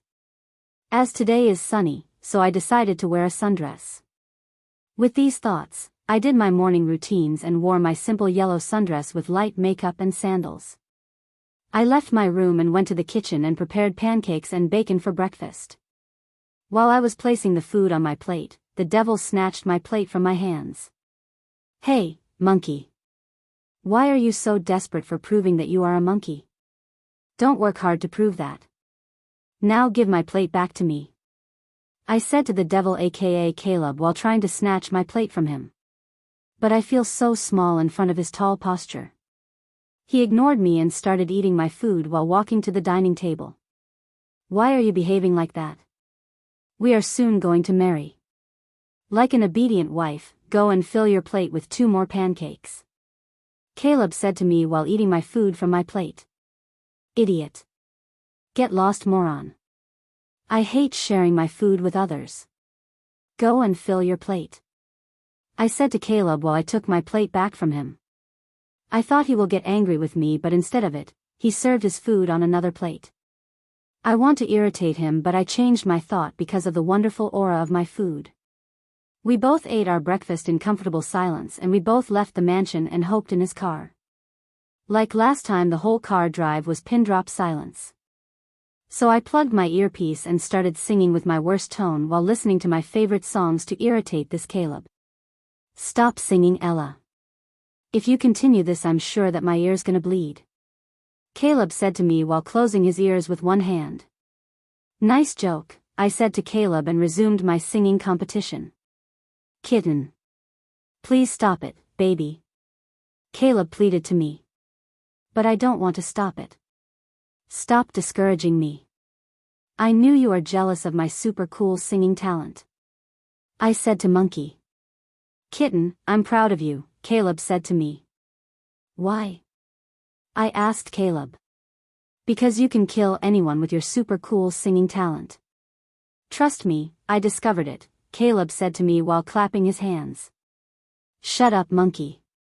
If you don't want to die, then shut your mouth and concentrate on driving rather than my singing. I said to Caleb. Finally, I'm feeling happy as I too can irritate this devil. Please take a momentary pause. Enjoying the journey? Hit like, subscribe, and tap the bell to keep traveling with us. I would love to hear your thought. Chapter 13. Ella's POV. Finally, the car came to halt in front of a beautiful mansion. Well, it is not as big as this monkey's mansion, but still, it looks beautiful with a beautiful garden. In this era, why these people living in these mansions? Our car entered through the large gates and halted in front of the mansion. While I was immersed in my thoughts of this beautiful mansion, Caleb opened the car door for me and handed his hand like a gentleman. I raised my eyebrow and saw a beautiful lady and a handsome man who is an exact copy of a Caleb, except he is a little old while compared to this devil. They both were standing at the entrance of the mansion holding their hands. Now I got it. Devil is acting in front of his parents. Devil aka Caleb cleared his throat and signed me to take his hand. I gladly took his hand and finally we were standing in front of the beautiful couple. Devil aka Caleb greeted his parents and introduced me to his parents. Hi Ella, you are looking beautiful. Caleb's mother said to me while hugging me close to her like I'm her favorite teddy bear. You are looking gorgeous, miss. I said to her while smiling sheepishly as I don't know how to call her. Oh dear, I'm Sophia. You can call me Mom. Mom said to me while holding my hand. This warm gesture made my heart melt instantaneously. What happened, darling? Why are you crying? Mom asked me while rubbing my tears. I didn't know that I was crying until she rubbed my tears. I hugged her tightly, calling Mom, testing how it comes out of my mouth for the first time. Finally, I got a person whom I can call Mom. Ella. I'm Ethan. You can call me Dad. Dad said to me while keeping his huge palm on my head like I'm his daughter. I cried again and hugged him tightly, calling him Dad. At first, his body became stiff. After some time he relaxed and laughed out loudly, hugging me like I'm his daughter. I glanced towards Caleb. He was in shock. I can't understand his expression as he masked his real feelings with his fake smile. I like you guys a lot. Thank you so much for allowing me to call you as Mom and Dad. I said to both of them with a bright smile. They both gave their genuine smile to me. Come, Cupcake.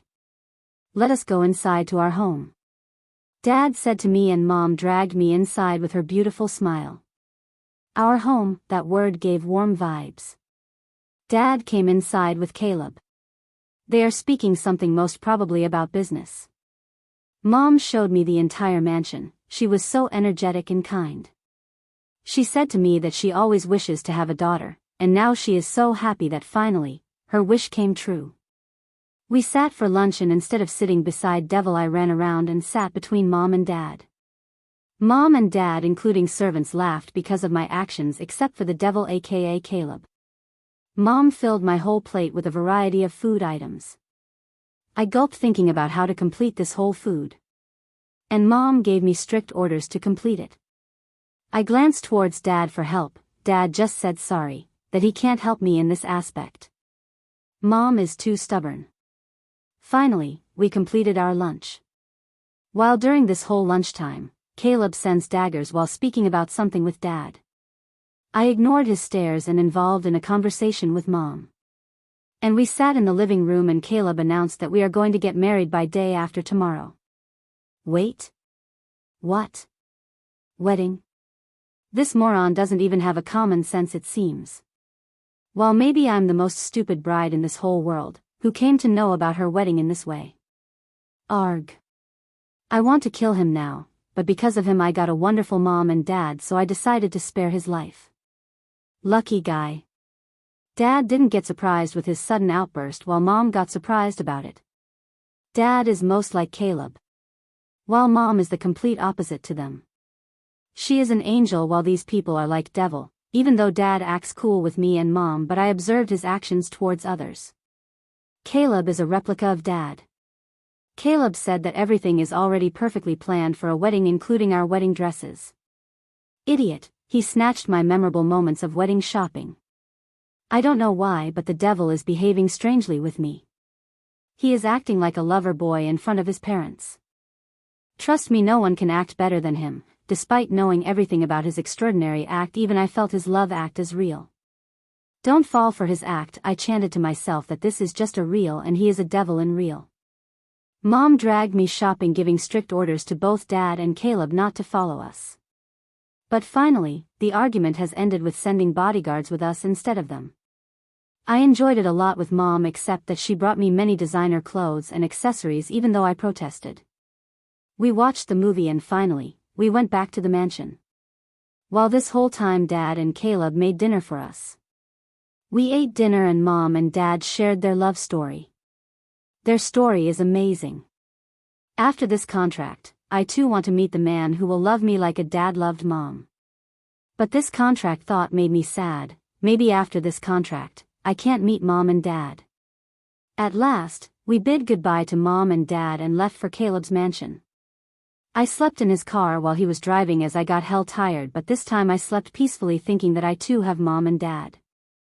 I felt like someone was trying to wake me up. After some time my body felt like someone was lifting me with their big hands. Finally my back came in contact with the soft mattress. I felt like Caleb kissed me on my forehead, murmuring something like "Good night, kitten." But as my brain was in a sleeping mode, it didn't register his words. It all felt like a dream and I fell into a deep sleep. The next day I didn't find Caleb anywhere in the house. I texted him about my dream venue. Sophie is my maid of honor and Lucas is the best man. Sophie and Jake came to the mansion after some time. Mom and Dad also came to the mansion. Dad left us as he is busy with arrangements and Jake left us as we are going shopping. He hates to involve in girls shopping. Mom and Sophie became inseparable. We three roamed around the city and finally we, along with Trio and with some more of my friends, enjoyed bachelor's party and we drank a lot of wine and enjoyed a lot and left to our places. I woke up as the sunrises fall on my face. I sat on my bed, then I remembered about yesterday's events. It all felt like a dream, yet it is real. I heard a knock on the door. When I opened it, there are two girls are standing at the side of my door beside the huge neatly wrapped box. "Who are you?" I asked them while rubbing my eyes. "Ma'am, we are beauticians. We are here to help you to get ready for your wedding," they said to me in unison. I just nodded my head and moved aside, giving space for them so that they can enter inside. I did my morning routines while they were waiting for me in my room. They started doing their makeup magic on me. After 1 hour they did my makeup and tied my hair into an elegant French twist updo hairstyle with locks falling on both sides of my face, complementing my heart-shaped face. They showed me my wedding dress. It was a beautiful off-shoulder bridal white gown. I instantly fell in love with this dress. I changed into my wedding dress and come out of the closet. Mom stood there gasping her breath while looking at me. She hugged me tightly. "You are looking beautiful, cupcake," Mom said to me while rubbing her tears which are falling from her beautiful blue eyes. Mom calls me a cupcake. I think I'll forget my name for sure, as no one will call me by my name. She kissed me on my forehead. I got dumbfounded by looking at my reflection in the mirror. Wow. This dress made me look like a princess. Caleb informed about our wedding to media officially by yesterday itself. After some time Sophie came to me by running like a marathon. Sophie and Mom started their conversation, leaving me alone. I was so happy that they both mingled instantly. Our wedding is held in XXX Garden, YYY Avenue. It is a beautiful place with dramatic cityscapes directly overlooking St. Patrick's Cathedral, are highlighted by a historic manicured garden, sparkling reflective pool, and tasteful fountain. This extraordinary yet classic lofted space is entirely customizable, brightened by wall-to-wall windows flooding the indoor space with natural light and the shimmering city below.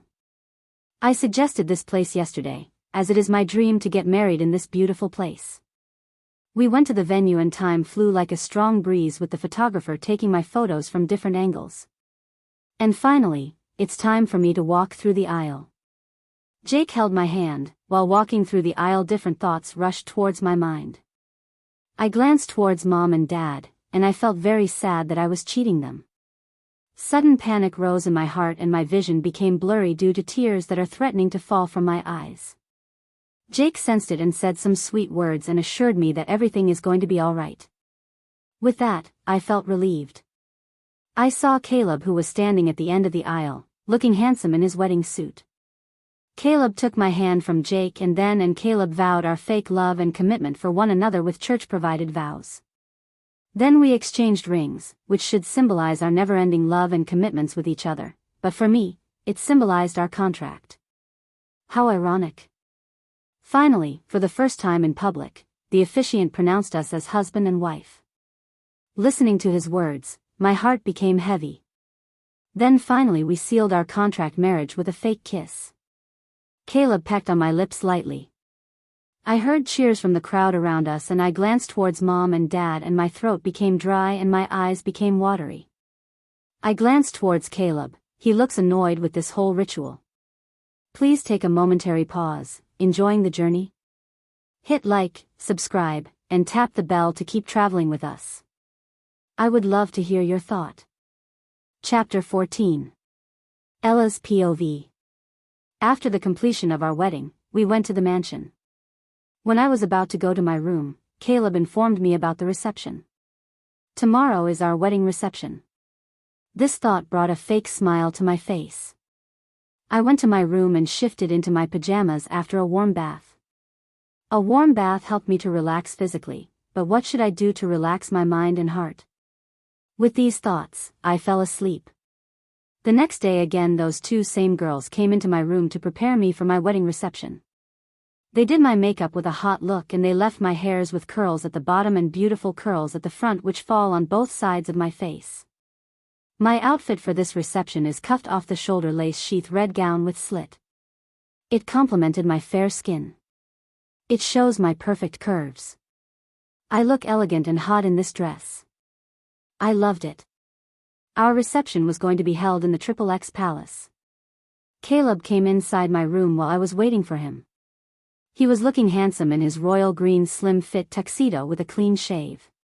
He stood at the entrance of my room while gawking at me from head to toe. Finally, our eyes met and I raised my eyebrow to bring back our devil from his sort of daydreams. "Monkey, my face is here," I said to Caleb while showing him my face with my index finger.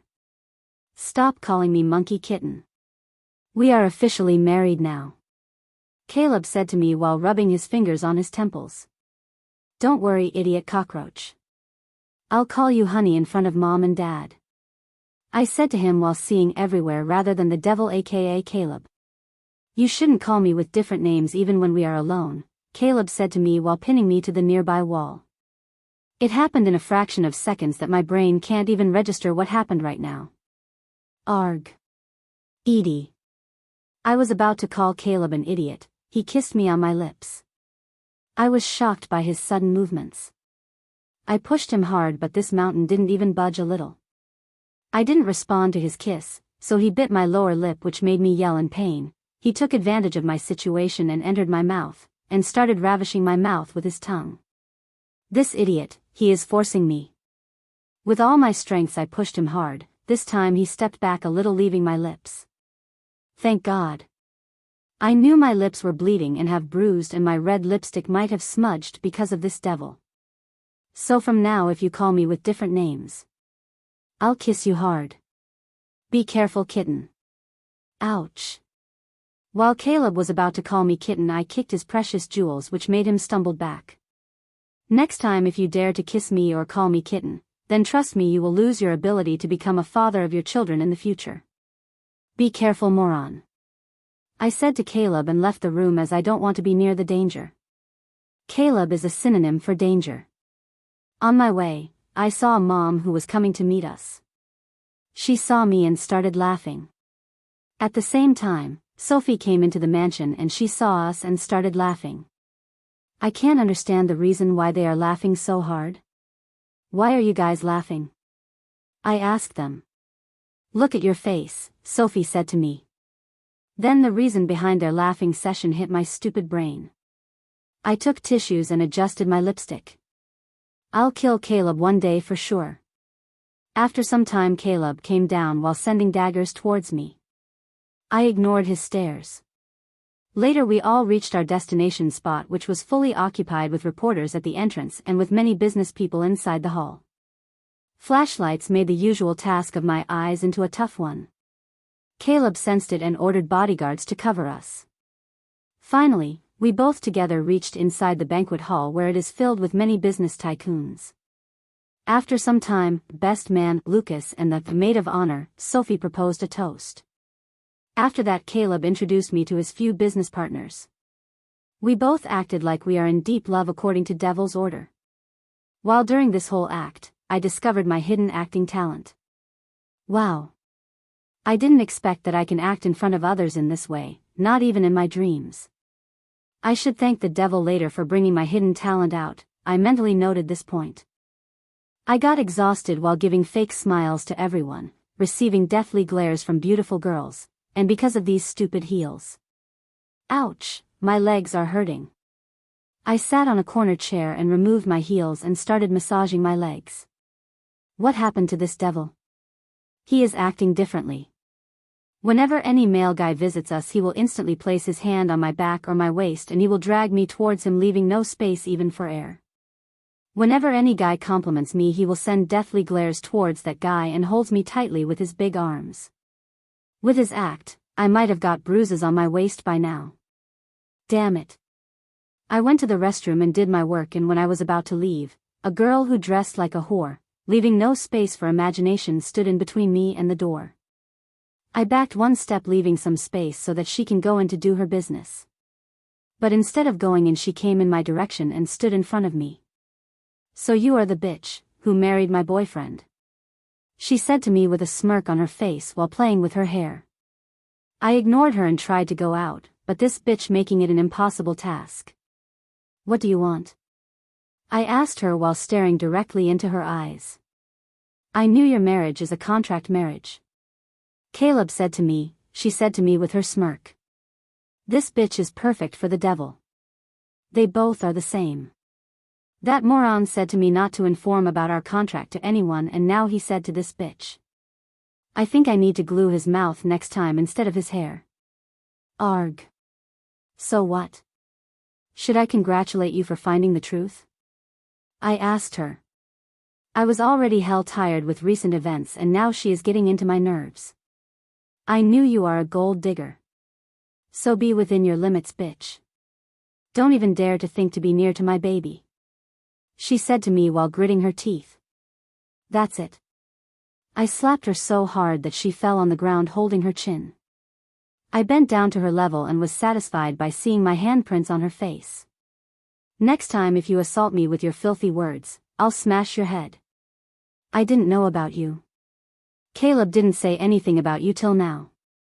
And don't worry, not even in my dreams I'll think about that, Caleb.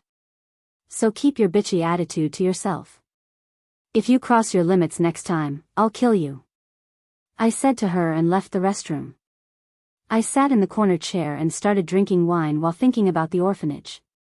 You are looking gorgeous tonight, Lucas said to me while sitting beside me and sipping his glass of wine. Thanks, I said to Lucas with my genuine smile. I saw Isabel coming out from the restroom after you with teary eyes, Lucas said to me while staring into my eyes. So her name is Isabel. Nothing much, I slapped her. I said to Lucas while sipping my glass of wine. Really? That's great. You did a great job. Lucas complimented me. I choked on my drink because of his words. What? Why are you complimenting me? Are you not angry with me? I slapped Caleb's girlfriend. I asked him. I won't ask the reason for it. Because I knew she deserves it. I knew very well about her bitchy attitude. Don't think much about her words. She might have filled your brain with her useless words. Don't mind her. Lucas said to me. I smiled by listening to his words. Ella, I knew this is a contract marriage. But still, I don't know why, but I feel like you are the correct girl for Caleb. You are the perfect angel for a devil like Caleb. Please don't leave him alone. Lucas said to me while holding my hands in his hands. But, Isabel is his girlfriend, right? Why didn't he ask her for this contract? Why did he select me for this contract? I bombarded Lucas with my questions. Caleb used Isabel just to fulfill his desires. She used him for his money. And about the contract, I once asked him the same question. He didn't give any explanation for it. He only knows the answer to your last question. If you want to know the answer, you can ask him directly. Maybe he will answer your question. Lucas said to me while sipping his drink. No way, that monkey will never answer my questions. It is just a waste of my time to expect an answer from that moron, I said to Lucas. While Lucas laughed loudly, which grabbed unwanted attention from our guests. Then I saw Isabel murmuring something to Caleb. Mom and Dad gifted me a small box. I opened it, but to my utter surprise, it contains a car key and some documents regarding a house. What is this, Mom? I asked her while showing the documents. This is your car and that is your new house documents, Cupcake, Dad said to me while patting my head. But Dad, I don't want these. No, I just can't accept this gift from you. I'm sorry, Mom and Dad. But instead of this, can you please bring chocolates to me? I'll gladly accept your gift if it is a chocolate box, I said to them while trying to give back their gift. Note, tried. But they didn't take the gift back. You shouldn't return your gifts, Cupcake. Bad habit. And about chocolate, I'll prepare a chocolate cake for you next time with my own hands, Mom said to me while kissing my forehead. At last Dad and Mom convinced me. I decided to return their gifts after the completion of this contract. Sophie and Jake gifted me a house in one of the apartments which are near to their apartment. Lucas gave me a beautiful diamond bracelet. We all enjoyed ourselves a lot, and finally Caleb and I reached his mansion. When I was about to go to my room, Caleb holds my hand tightly and turned me to face him in a swift. WTF, Ella? Why did you slap Isabel? Caleb asked me. Oh, he called me by my name, which means he is fuming with anger right now. Yes, he will call me with my name when he feels angry with me. Didn't she said the reason why I slapped her? I think I should have slapped her twice, then she might have remembered the action, which is the reason for my wonderful reaction. Don't worry, next time I'll slap her twice for the sake of you, monkey, I said to Caleb while staring at his cold eyes. First answer my question, damn it. Caleb raised his voice. Don't you dare to yell on me or else I'll smash your head with this vase. You knew very well about me, right, monkey? I said to him while shrugging my shoulders and freeing myself from his firm grip. Where did he get this strength? I need to ask him so that I too can buy it. Just kidding, guys. Ella, concentrate. Maybe you should feed Isabel some amount of makeup so that she can try and be pretty on the inside. And one more thing, I think she lacks clothes. Please buy few decent clothes for your girlfriend, which will at least leave something to imagine for others. Please take care of her, monkey, I said to Caleb while patting his shoulders and left to my room, making sure to lock the door. I took a warm bath which relaxed my muscles instantly. I took a painkiller pill to get rid of body pains and headache. I slept as soon as my back came in contact with my soft mattress. Please take a momentary pause. Enjoying the journey? Hit like, subscribe, and tap the bell to keep traveling with us. I would love to hear your thought. This story will be continued in the next part. Please watch the next video in the playlist below. See you there.